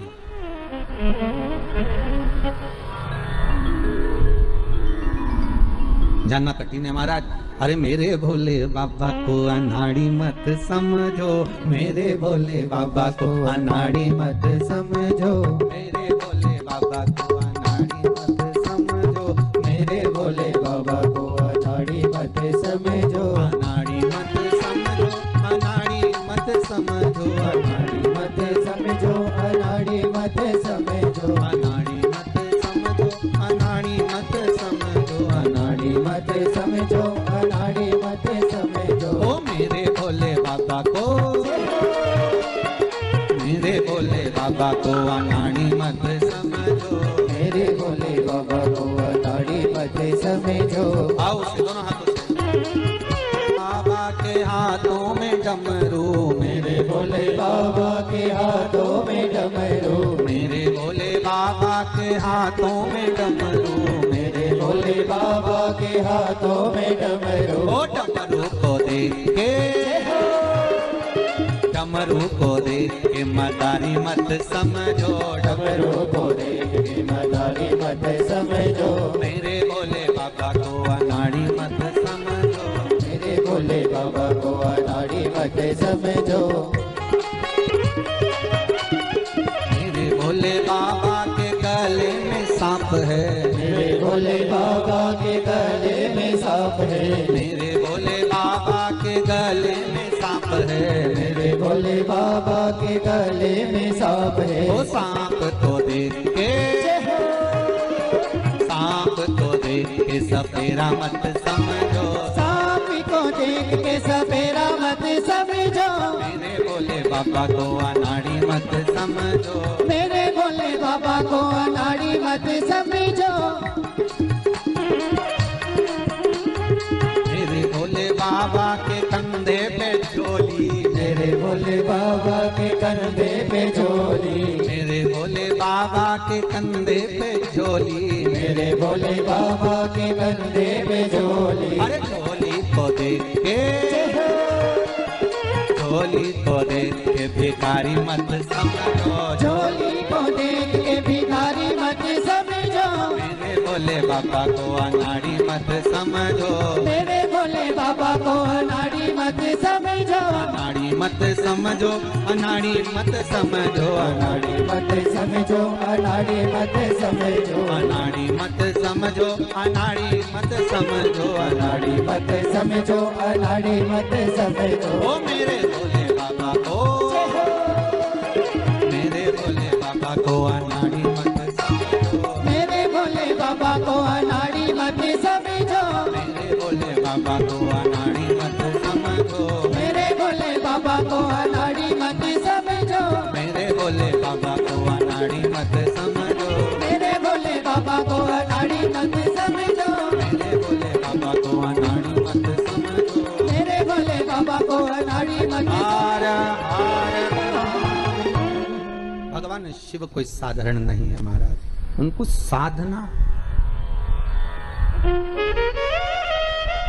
नंदी शिव की आराधना में लग गए, ऐसी आराधना नंदी ने शंकर की करी, ऐसी आराधना करी।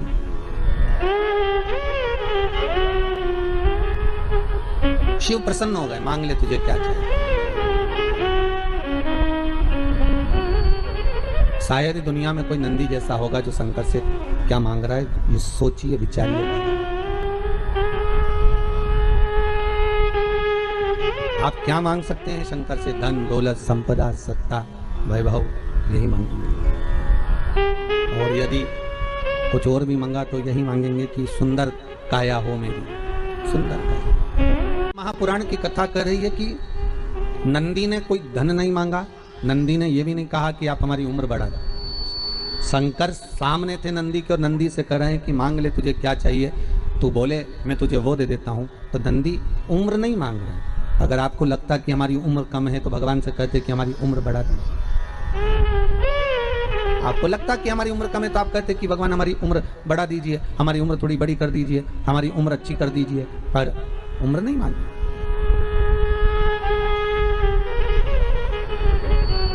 हमें उम्र नहीं। नंदी कह रहे हैं भोलेनाथ बस इतनी कृपा कर दीजिए कि आप मेरे साथ हर पल, हर घड़ी, हर क्षण, हर समय आपका और मेरा साथ बना रहे। मैं आपका दर्शन एक क्षण के लिए भी ओझल ना करूं, एक क्षण के लिए भी ना छूटे, बस ये वर दे दीजिए। शंकर जी ने कहा अगर मेरे पास में रहना होगा, तुम्हारा ध्यान ना भटके, उसके लिए तुम्हारा रूप बदलना पड़ेगा। आप नंदी कहते हैं ये काया किस काम की है, आप मेरा स्वरूप भी बदल दीजिए। शिव जी ने कहा तुम्हें बेल का मुख लगाने, लगा दीजिए। मनुष्य का मुख हटाकर शंकर ने बेल का मुख लगा दिया नंदी को। और शिव जी से मांगा क्या कि एक क्षण के लिए मैं आपसे दूर ना हूं, एक क्षण के लिए मैं आपसे दूरी ना बनाऊं। आप मेरे सामने और मैं आपके सम्मुख में हूं। शिव जी ने तथास्तु कह दिया। तथास्तु। जरा विचार करिएगा कितनी सुंदर चरित्र है।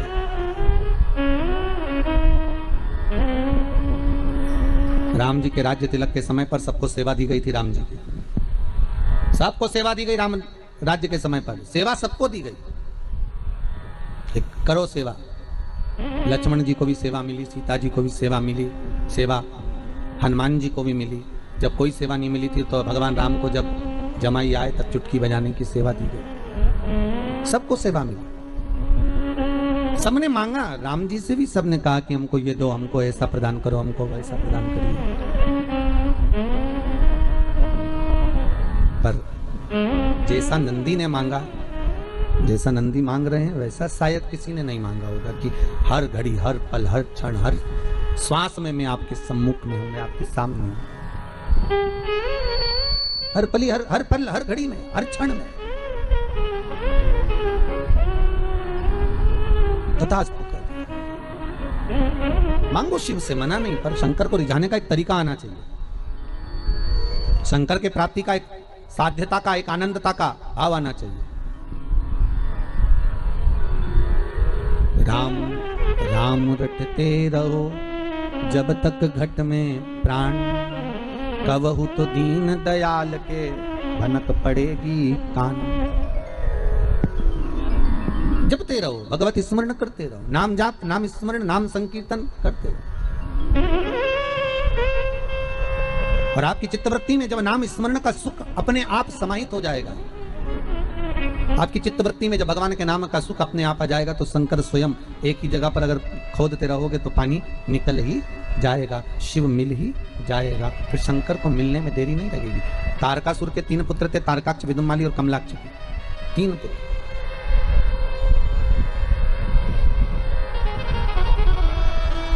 और ये तीनों तारकाक्ष, विदुमाली, कमलाक्ष की, ये तीनों पिताजी के जाने के बाद इनके मन में यह स्वभाव आ गया कि अब हमारे पिता नहीं, अगर हम देवताओं से द्वेष लेंगे तो मारे जाएंगे। तो देवताओं से हमें द्वेष भी नहीं लेना है, एक काम करना है पहले देवताओं का हम तप साधना कर उनसे वर प्राप्त कर ले। तो तीनों ने वर प्राप्त करा, वर मांगा ब्रह्मदेव से, ब्रह्मा जी से कहा हमारे प्राण ना छूटे, हम अजर और अमर हो जाएं, ऐसी कृपा कर दो। ब्रह्मदेव कहने लगे ये कभी नहीं हो सकता कि तुम अमर हो जाओ, ये बड़ा कठिन है कि तुम अमर हो जाओ, ये बहुत कठिन है। मरना तो पड़ेगा महाराज, मृत्यु निश्चित है और प्राण तो छूटेंगे। आपको पहले भी कहा, बादाम खाओगे तो भी मरोगे, नी खाओगे तो भी मरोगे, रोटी खाओगे तो भी मरोगे, नी खाओगे तो भी मरोगे, कथा सुनोगे, अरे जम के तो बोलो, तो भी मरोगे, नी सुनोगे तो भी मरोगे, ठीक है। ब्यूटी पार्लर जाओगे तो भी मरोगे, नी जाओगे तो भी मरोगे, सीधी बात है, जो है वो है।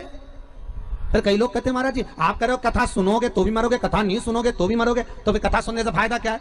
हमारा कहना केवल इतना सा है, बिल्ली अपने बच्चे को अपने मुंह से पकड़कर 7 घर लेकर जाती है, बच्चा मरता है क्या बिल्ली का? नहीं।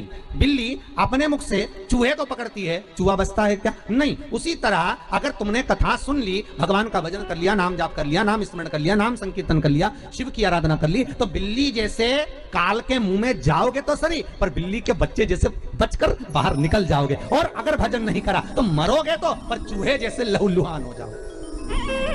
कथा का बस यही फल, स्मरण का केवल यही फल है, भजन का केवल यही फल है। और उस भजन के फल का आनंद यही रहेगा कि आप तो कह दिया, ब्रह्मा जी बोले तुम्हें मरना तो पड़ेगा, तारकाक्ष, विदुमाली, कमलाक्ष की तुम्हें मरना तो पड़ेगा, मृत्यु तो निश्चित है, मरना पड़ेगा। आ गई तो जाना तो पड़ेगा, बस इतना है, घबराना नहीं, डरना नहीं, थोड़ी देर शांत होकर उस शंभू का स्मरण करना, थोड़ी देर शांत होकर उस शिव का नाम जाप करना। श्री बोलो एक बार, श्री शिवाय नमस्तुभ्यम, फिर से बोलिए, श्री शिवाय नमस्तुभ्यम। एक बार जब लगे कि आज थोड़ा सा दिल विचलित है तो थोड़ा थोड़ा जाना तो है, मरना निश्चित है, आज नहीं तो कल।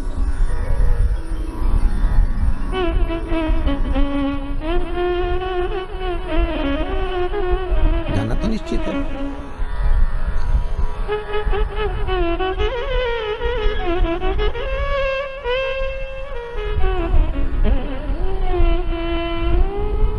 एक निश्चितता है मृत्यु की, बस भजन करते हुए, कीर्तन करते हुए, नाम स्मरण करते हुए जाएं तो एक आनंद की अनुभूति होगी, आनंद की अनुभूति। शिव कथा कर रही है, शंकर का अनुमोदन कर रहा है, शिव महापुराण की कथा वर्णन कर रही है।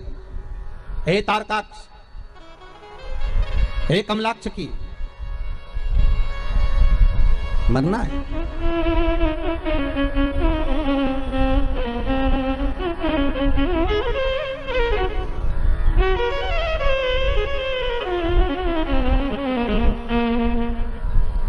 और जब मृत्यु एक निश्चित जगह पर है, शिव महापुराण की कथा में, गरुड़ पुराण में स्पष्ट कहा गया, जब माता के गर्भ से बच्चे का जन्म होता है, नाल कटती है, और नाल कटते समय, जिस समय नाल कटी, जन्म हुआ, बस उसी समय पर तुम्हारे मरने की तारीख, घड़ी, पल, दिन, तिथि निश्चित हो जाता है कि ये इतनी बजे, इतनी घड़ी में, इतने पल पर, इतने क्षण में इस जगह पर प्राणों को छोड़ेगा।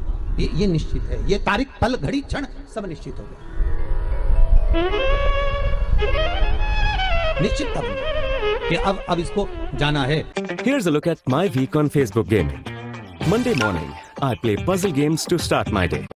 जाना है, और उसकी निश्चितता, वो घड़ी, वो पल, वो क्षण निश्चित है, उसका आएगा। राजा परीक्षित के लिए कांच का महल बनवा दिया गया था। भागवत जी में आता है कांच का महल जन्मेजय ने बनवाया कि परीक्षित को मरने नहीं देंगे। भूख लगी, अनार का रस गिलास में भर कर जा रहा था। अनार भी नहीं भेजे कि अनार में कर तक्षक नाग चले गया, तो नहीं भेजे। अनार का रस भेजा, कपड़े से छान छान कर भेजा। और नाग भी नाग था, मृत्यु थी। गिलास की पेंदी के नीचे तक्षक नाग चिपक कर चले गया था। गिलास की पेंदी के नीचे चिपक कर चले गए और मृत्यु आ गई।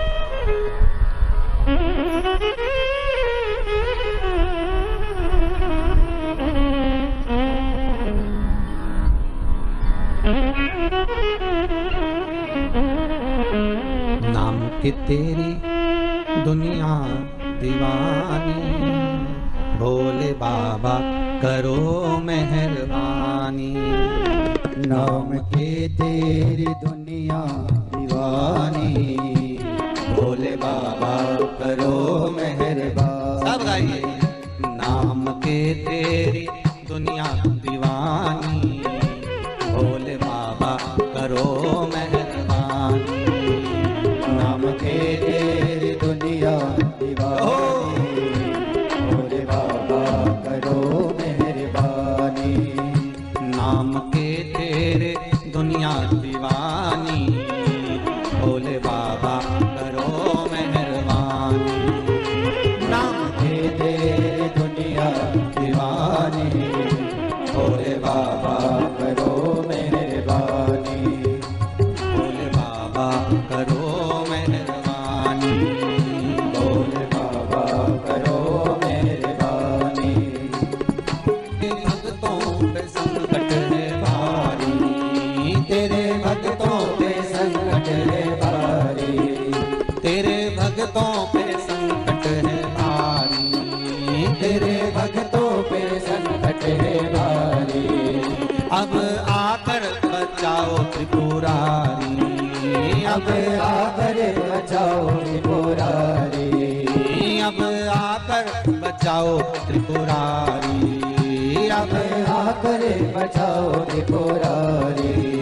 यही विनती है हमसे तुम्हारी, यही विनती है हमसे तुम्हारी। भोले बाबा करो मेहरबानी। नाम के तेरी दुनिया दीवानी, बस वाले करो मेहरबानी। नाम के तेरी दुनिया दीवानी, काश वाले करो मेहरबानी। नाम के तेरी दुनिया दीवानी, बस वाले करो मेहरबानी। भोले बाबा करो मेहरबानी। भोले भोले बाबा करो मेहरबानी। डमरू वाले करो मेहरबानी।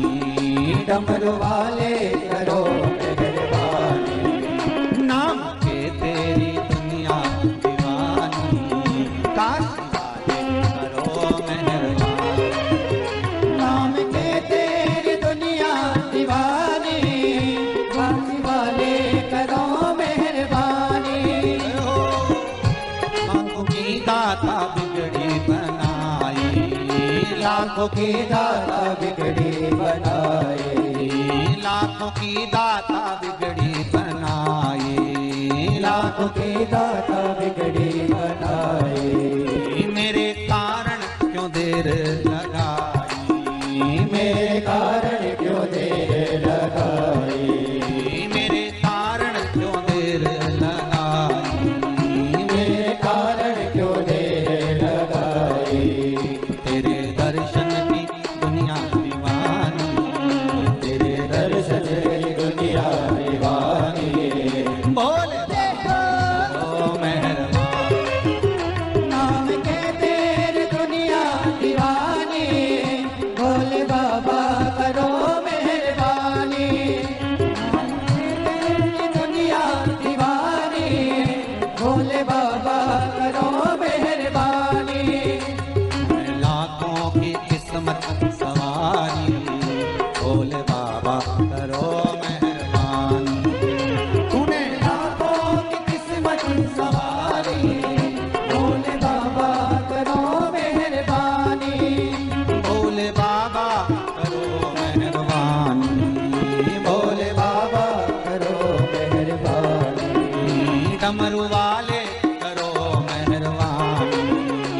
अमर वाले करो मेहरबानी। तेरे दर्शन की दुनिया दीवानी, तेरे दर्शन की दुनिया दीवानी। बोले तेरे दर्शन की दुनिया दीवानी, बोले बाबा करो मेहरबानी। तेरे दर्शन की दुनिया दीवानी, बोले बाबा करो मेहरबानी।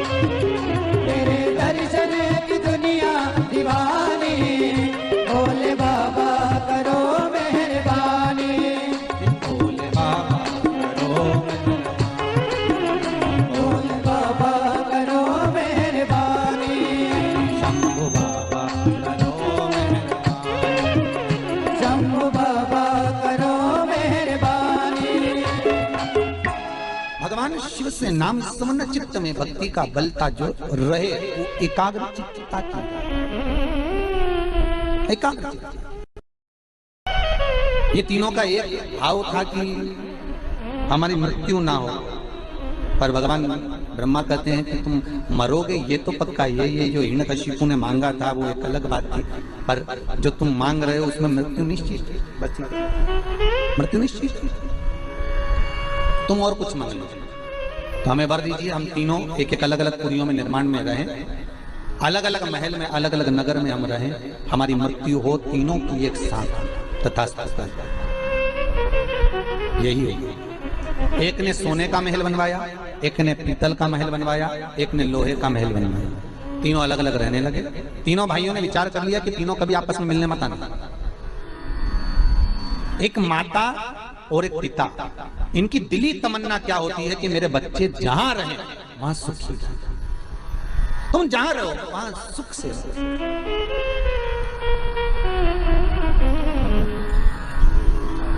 तुम्हारी मर्जी पड़े जहां रहो, पर स्वस्थ और सुखी रहो। कोई माता पिता ये नहीं कहेंगे कि सारा घर का पूरा व्यक्ति घर के अंदर ही रहे। नहीं नहीं नहीं, आप तो जहां रहो वहां अच्छे से सुखी हो।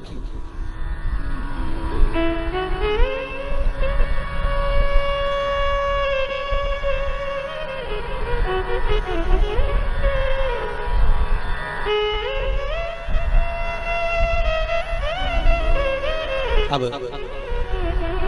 तीनों अलग अलग रह रहे थे, पर उपद्रव इतना उपद्रव मचाया इन तीनों ने कि देवता उन परेशान हो गए और देवताओं ने आपस में बात करी कि इनको मारे को।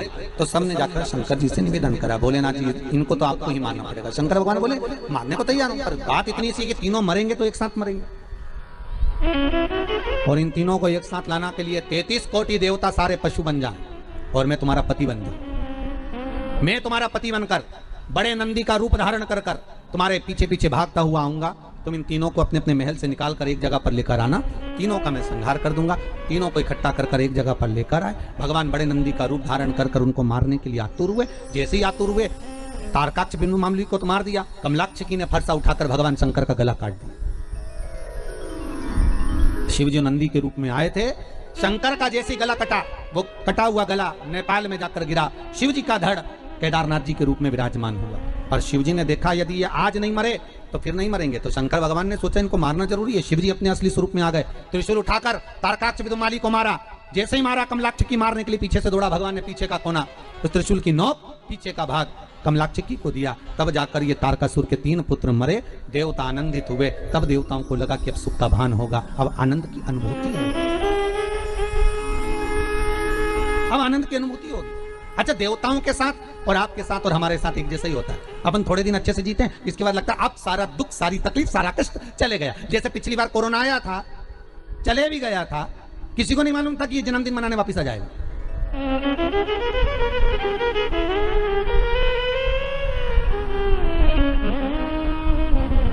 अच्छा, पैदा हुआ था जब इतनी बड़ी पार्टी नहीं करी थी इसने, कोरोना ने, पर अभी तो बहुत ही लंबी चौड़ी पार्टी कर दी साहब। कदम कितनों को निपटाया जा रही है, जो जो इसकी पार्टी में जा रही है सबको निपटा रही है। आपसे भी निवेदन है, दूर रहना, 2 गज की दूरी, मास्क है जरूरी, और एक दिन में कम से कम 25 बार हाथ को धोते रहो। और एक बहू से सास हमेशा हर बार कहती थी, ए बहू, एक एक कोने कोने की कचरे की झाड़ू एक एक निकाल लेना। हो आओ, बहू जब भी कोई काम करने बैठती ना, सास उसको हमेशा टोका करती है, एक एक चावल अच्छे से बीनना, हो एक एक भिंडी अच्छे से साफ करना, हो एक एक आलू अच्छे से धोना, हो। एक दिन बहू इतनी परेशान हो गई, अब की बार आज सुबह नहाने गई ना बाथरूम में, निकली नहीं 2 घंटा तक। जब 2 घंटे तक नहीं निकली तो सास को लगा कि कहाँ रह गई है अंदर। सास दौड़ कर गई, बहू हाँ मम्मी निकलना, आती हूँ मम्मी, इतनी देरी काहे में हो गई, एक एक बाल को शैम्पू कर रही हूँ। सास समझ गई, इसको बुरा लग गया। तुम भी करो, प्रतिदिन कम से कम प्रयास जरूर करो, सोशल डिस्टेंसिंग का पालन करिए, मुंह पर मास्क लगा कर रखिए, हाथ को सैनिटाइज करते रहें, धोते रहें और दूरी बनाकर रखें।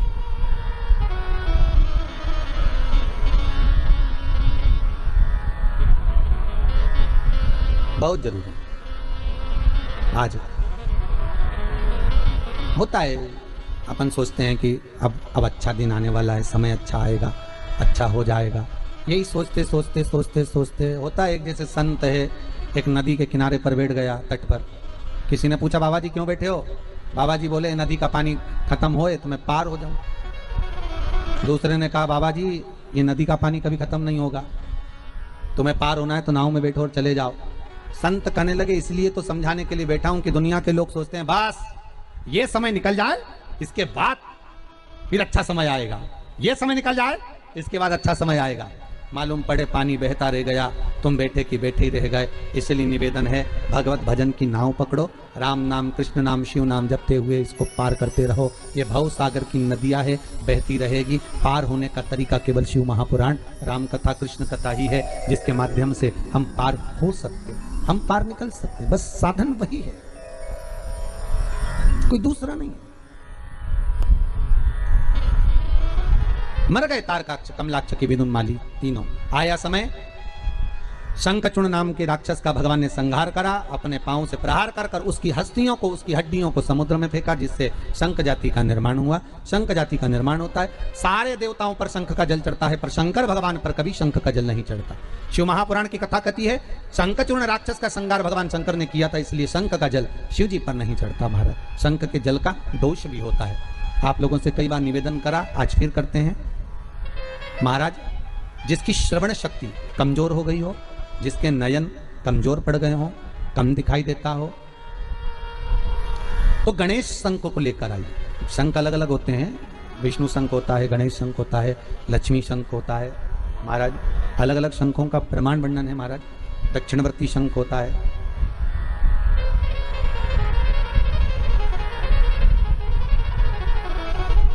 तो गणेश शंख को लेकर आइए। अगर आंखों से बहुत कम दिखाई दे रहा हो तो 12 महीने शिवरात्रि आती है, किसी भी शिवरात्रि पर शंकर भगवान पर पीपल के पत्ते पर शहद रखकर शंकर जी पर डाल दीजिए। उस शहद को पीपल के ही पत्ते पर रखकर ले आइए, घर पर लाकर उसको कटोरी में निकाल लीजिए, पत्ते को ठंडा कर दीजिए। उस ओरिजिनल शहद, असली शहद होना चाहिए, उस शहद को आंखों में काजल जैसा लगाना प्रारंभ कर लीजिए। 1 महीना या 15 दिन आप आंखों में लगाएंगे, धीरे धीरे रोशनी बढ़ना प्रारंभ हो जाएगी। श्री शिवाय नमस्तुभ्यम का जाप करें या चंपेश्वर महादेव का स्मरण करें। चंपेश्वर महादेव का स्मरण कर कर भी नैनों में आप शहद लगा सकते हैं, उससे रोशनी बढ़ती है। महाराज दूसरा, श्रवण शक्ति कमजोर हो, विवेक कमजोर हो, नयन कमजोर हो, वाणी कमजोर हो, तो गणेश मुखी शंख के अंदर पानी भरकर उसमें थोड़ा सा एक चांदी का सिक्का या तार डाल दें, या सिक्का डाल दें, या चांदी की कोई सामग्री हो तो वो डाल दें, पानी भरा रहने दें। सुबह सुबह उस पानी को थोड़ा सा आचमन करना प्रारंभ करिए। आपको वाणी हो, श्रवण शक्ति हो, नयन शक्ति हो, उसमें प्रबलता आना प्रारंभ। और गणेश मुखी शंख होना चाहिए। कौन सा शंख होना चाहिए? गणेश शंख। शंख का प्रमाण शिव महापुराण करते हैं। भगवान शिव का स्मरण, भगवान शंकर का अनुमोदन, भगवान शंकर का नाम जाप, भगवान शंकर का नाम स्मरण जीव को आनंद देता। समय आया, आगे वर्णन आया। भगवान एक बार मंथन का समय है, देवता और राक्षस मिलकर समुद्र का मंथन कर रहे हैं, और उस मंथन में सबसे पहले अगर प्राप्त हुई है तो गौ माता प्राप्त हुई। शीला, बहुला, ये 5 गाय समुद्र मंथन के समय पर प्रकट हुई, और उसके बाद जो निकला वो हलाहल विष निकला है। उसके बाद जो प्राप्त हुआ वो विष था, फिर निकला विष। अच्छा देखिए कितना सुंदर प्रसंग है। सबसे पहले अगर कुछ निकला है तो गाय निकली, गाय के बाद निकला है विष। शिव महापुराण की कथा कहती है गाय को निकालने का कारण केवल इतना था कि जो विष पिएगा उसका कंठ जलेगा, तो कंठ में जलन अधिक होगी। अब कंठ में जब जलन होगी तो उस जलन को अगर कोई रोक सकता है तो गाय का दूध रोक सकता है। जब गाय माता के दूध से शंकर भगवान का अभिषेक होगा तो उससे जो जलन है, तपन है, वो समाप्त हो। हम पहले भी कहें, आज फिर करते हैं, प्रयास करिएगा। अगर गौ माता का असली घी, गाय का असली घी, और वो भी देसी गाय का, ये जर्सी मर्सी गाय का नहीं, देसी गाय का असली घी अगर आपके घर में हो तो उस घी को अपनी उंगली में लेकर नासिका में थोड़ा थोड़ा लगाना प्रारंभ करिए। थोड़ा उस घी का सेवन करना प्रारंभ करिए, असली घी का। औषधि है, गौ माता का जो व्रत है वो औषधि।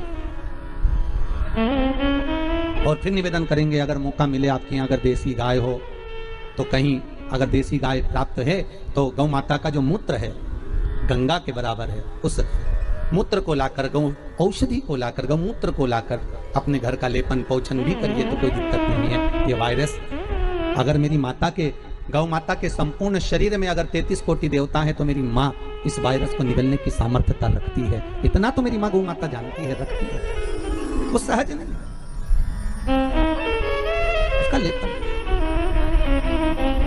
माइक में आवाज आ रही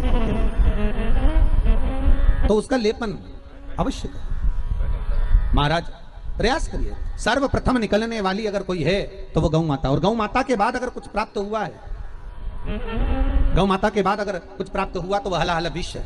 और वो विष हमें जब प्राप्त हो गया और वो विष लेकर देवता कहीं नहीं गए, सबसे पहले अगर विष लेकर पहुंचे तो शंकर भगवान के पास पहुंचे। हर हर महादेव। भोलेनाथ जी ने पूछा क्या बात है, तो कहा प्रभु जी आपके लिए हम थोड़ा सा ये विष लेकर आए हैं। तो भगवान शंकर के लिए विष लेकर आए। हाँ, तो पार्वती जी बोली विष, और शिव जी आपके लिए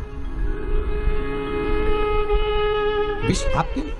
हाँ, पार्वती जी ने पूछा ये विष काय में से निकला? समुद्र में से।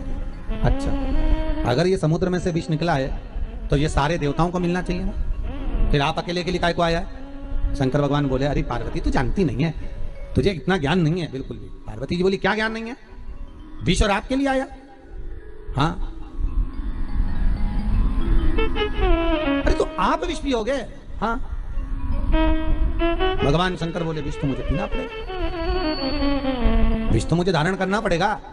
शंकर भगवान से पार्वती जी ने पूछा कि इतना विष आप क्यों पी रहे हो? शंकर भगवान बोले पार्वती, जो घर की माँ होती है, घर की जो माता होती है, रूखी रोटी, बासी रोटी, ठंडी रोटी उसी के हिस्से में आती है।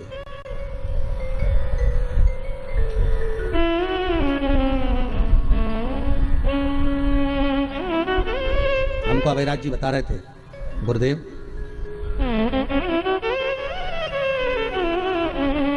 हमारे पिताजी, अभयराज जी बोल रहे थे कि जब पिताजी शांत हो गए थे तो कुछ भी नहीं था, कुछ भी नहीं। गुरुदेव हमारी माँ ने पिता के जाने के बाद हमको कैसे पाला है ये हमारी माँ ही जानती है। अभयराज जी कह रहे थे अगर किसी के यहाँ जाकर हम लोग खड़े हो जाते या माँ खड़ी हो जाती तो लगता था कि कहीं मांग ना ले, कुछ सामान ना ले, तो लोग अच्छे से व्यवहार भी नहीं करते।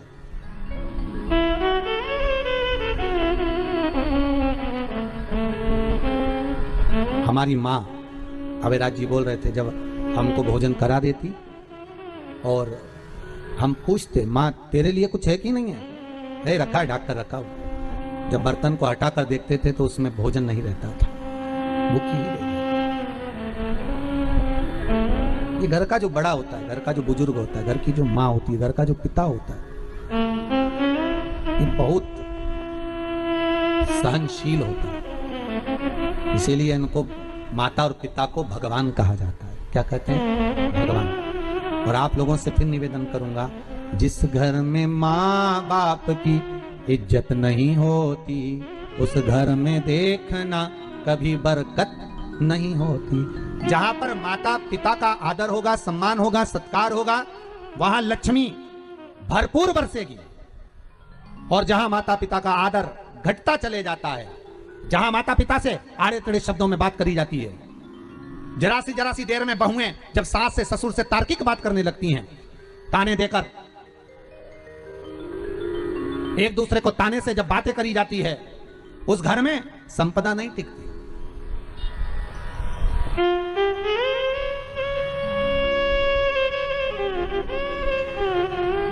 कितना दुख झेला। बहुओं को लगता है कि हमारी सास बस हमको टोका करती है, हमारी सास हमें टोकती है। टोकने का कारण केवल इतना है कि उस सास ने अपनी जिंदगी निकाल दी एक एक रुपया जोड़ने में। उसने नहीं देखा था इतना धन, उसने पूरी जिंदगी लगा दी संवारने में, बच्चों को पालने में। उस पिता ने अपना पूरा जीवन झोंक दिया अपने बच्चों को आगे बढ़ाने में।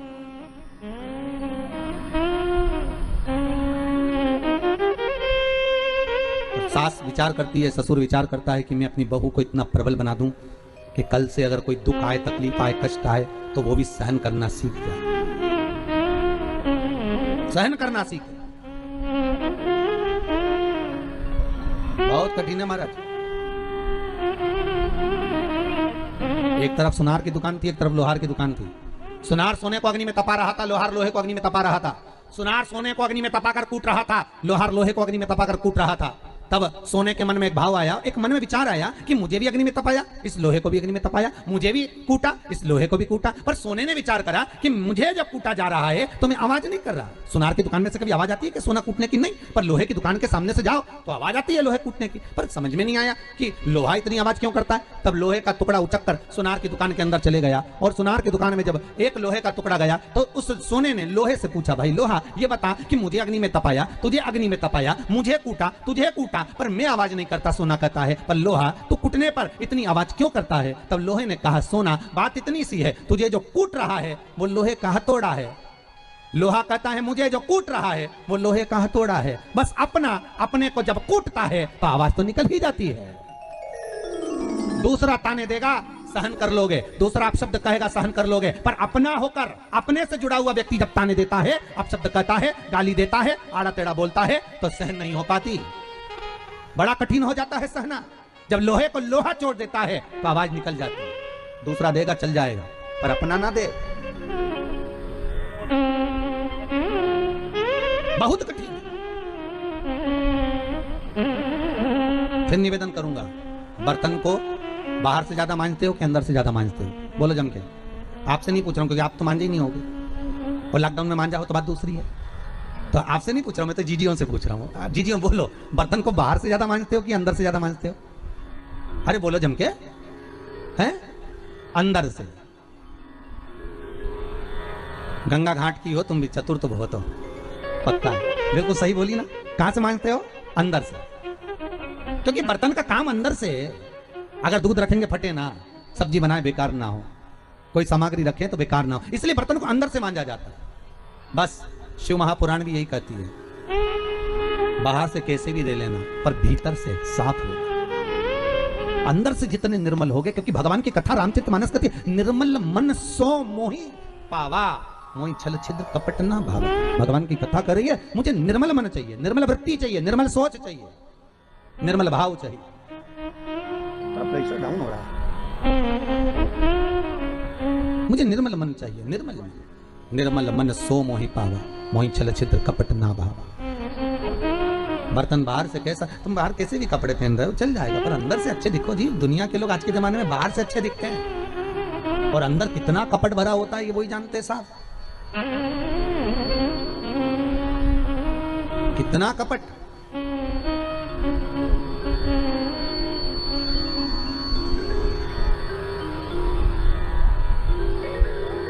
दिख रहा है बढ़िया कपड़े वपड़े पहने साहब, सर आए हैं, बहुत सुंदर कपड़े पहने, खूब सुंदर वस्त्र। शिव महापुराण की कथा में कल था, भगवान को पाने के लिए कपड़े नहीं बदलना है, कलेजा बदलना है, भगवान मिल जाएगा। कपड़े बदलते बदलते वो रावण ने बदले थे कपड़े, तो एक बार कपड़े बदले, संत का चोला पहनकर वो रावण सीता जी को हर के लिए आया। संत के चोले को रावण ने ऐसा बदनाम कर दिया, ऐसा बदनाम कर दिया कि वो संत का चोला वो रावण पहन कर गया, सबसे पहले धोया जाता है तो भी साफ नहीं हो पाता, तो भी लोग छल कर जाते हैं, कपट कर जाते हैं, बेईमानी कर जाते हैं, प्रपंच कर जाते हैं, धोने का प्रयास। शिव कथा कर रही, भगवान शंकर कर रहे हैं मैं जगत का पिता हूं, और जगत का जो पिता होता है उसको विष पीना पड़ता है। जगत की जो माँ होती है वो विष पीती है। घर में ठंडी रोटी कौन खाता है? सास जब भोजन करने बैठती है ना, तो सबसे पहले भोजन का टिफिन देखने जाती है अंदर रसोई घर में।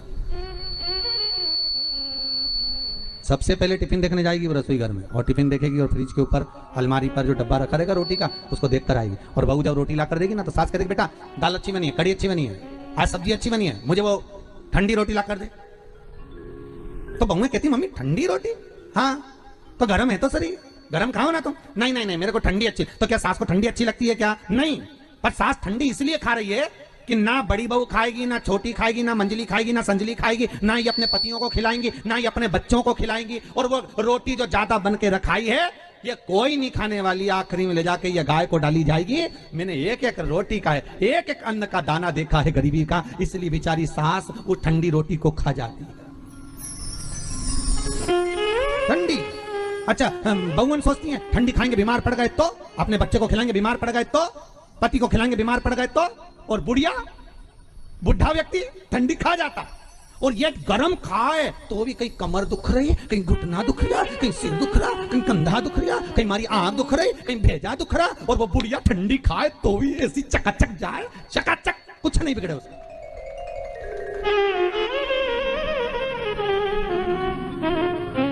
चकाचक रह रही, वो उसका कुछ नहीं बिगड़ रहा है।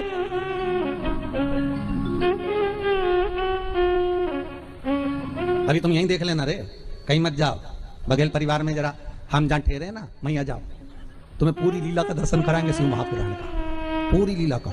सब बहुएं अपने अपने टोरा टोरी में, बच्चा बच्ची में 24 घंटा निकाल दे, और बुढ़िया वहां से कंडा लिया है, यहाँ से लड्डू लिया है, वहां से सामान लिया है, वो बूढ़ी अम्मा यहाँ वहां। जब सवेरे 5 बजे से जो घूमना चालू करे, रात्रि को 10 बजे 11 बजे, फिर भी जब ढोलक लेके भजन गाए, और भजन गाने के बाद तब समझो थोड़ी नींद आए, तब माँ सोती होगी। और ये बहू ने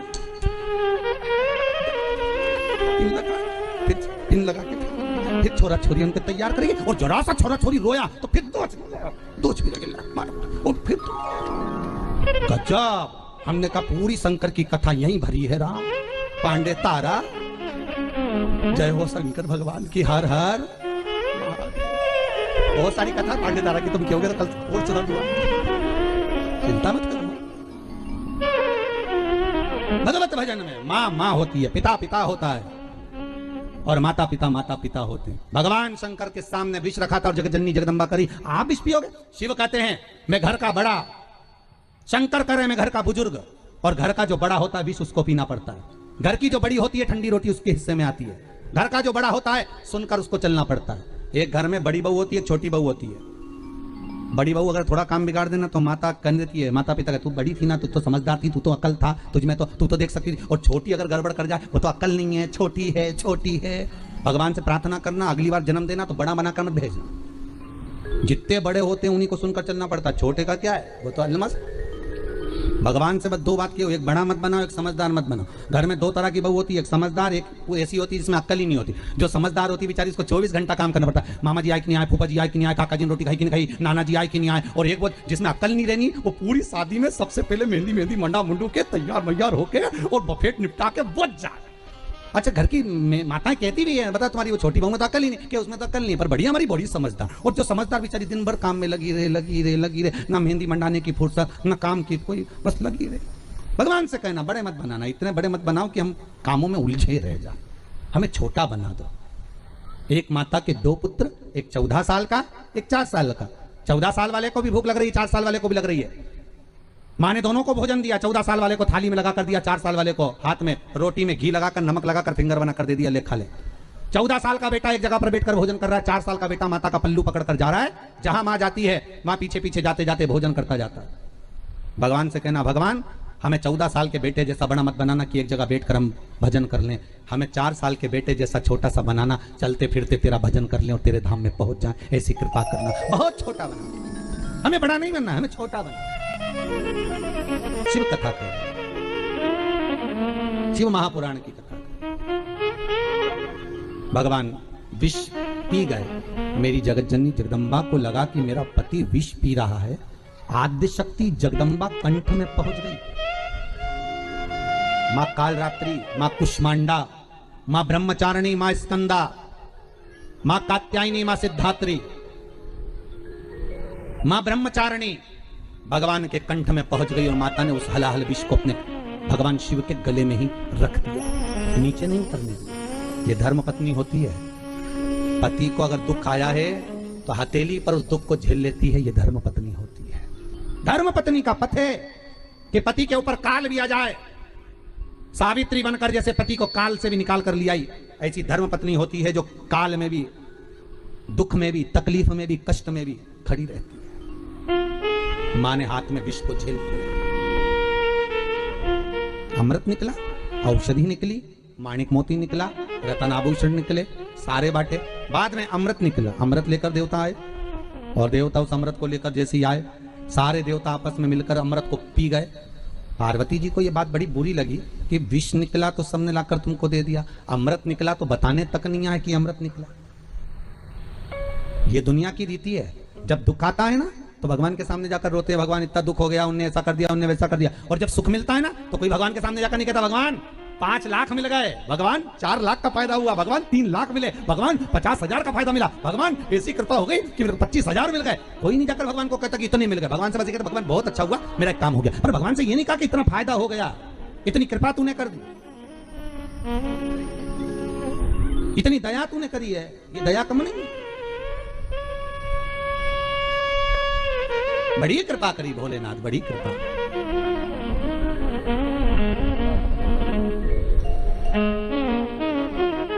बड़ी दया है।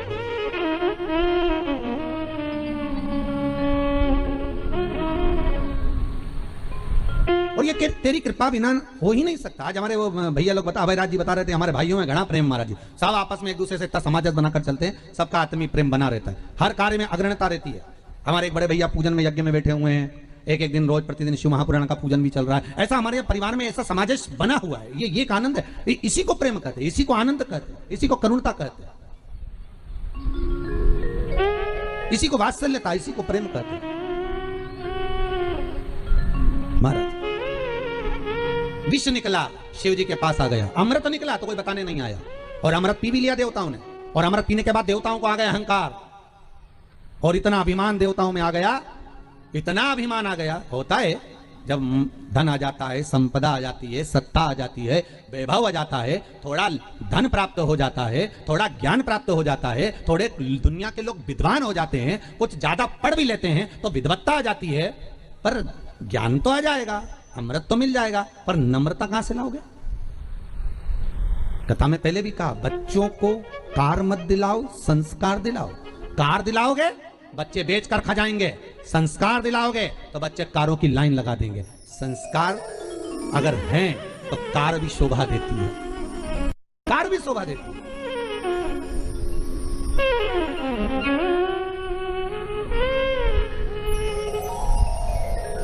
अगर संस्कार हैं तो कार शोभा देगी। इतने छोटे से गांव से, पांडा तारा से अगर ये बघेल परिवार के बच्चे अगर निकलकर मुंबई तक गए हैं और वहां जाकर अपना काम जमाना, व्यापार व्यवसाय जमाना, तो ये संस्कार की मूलता होती है।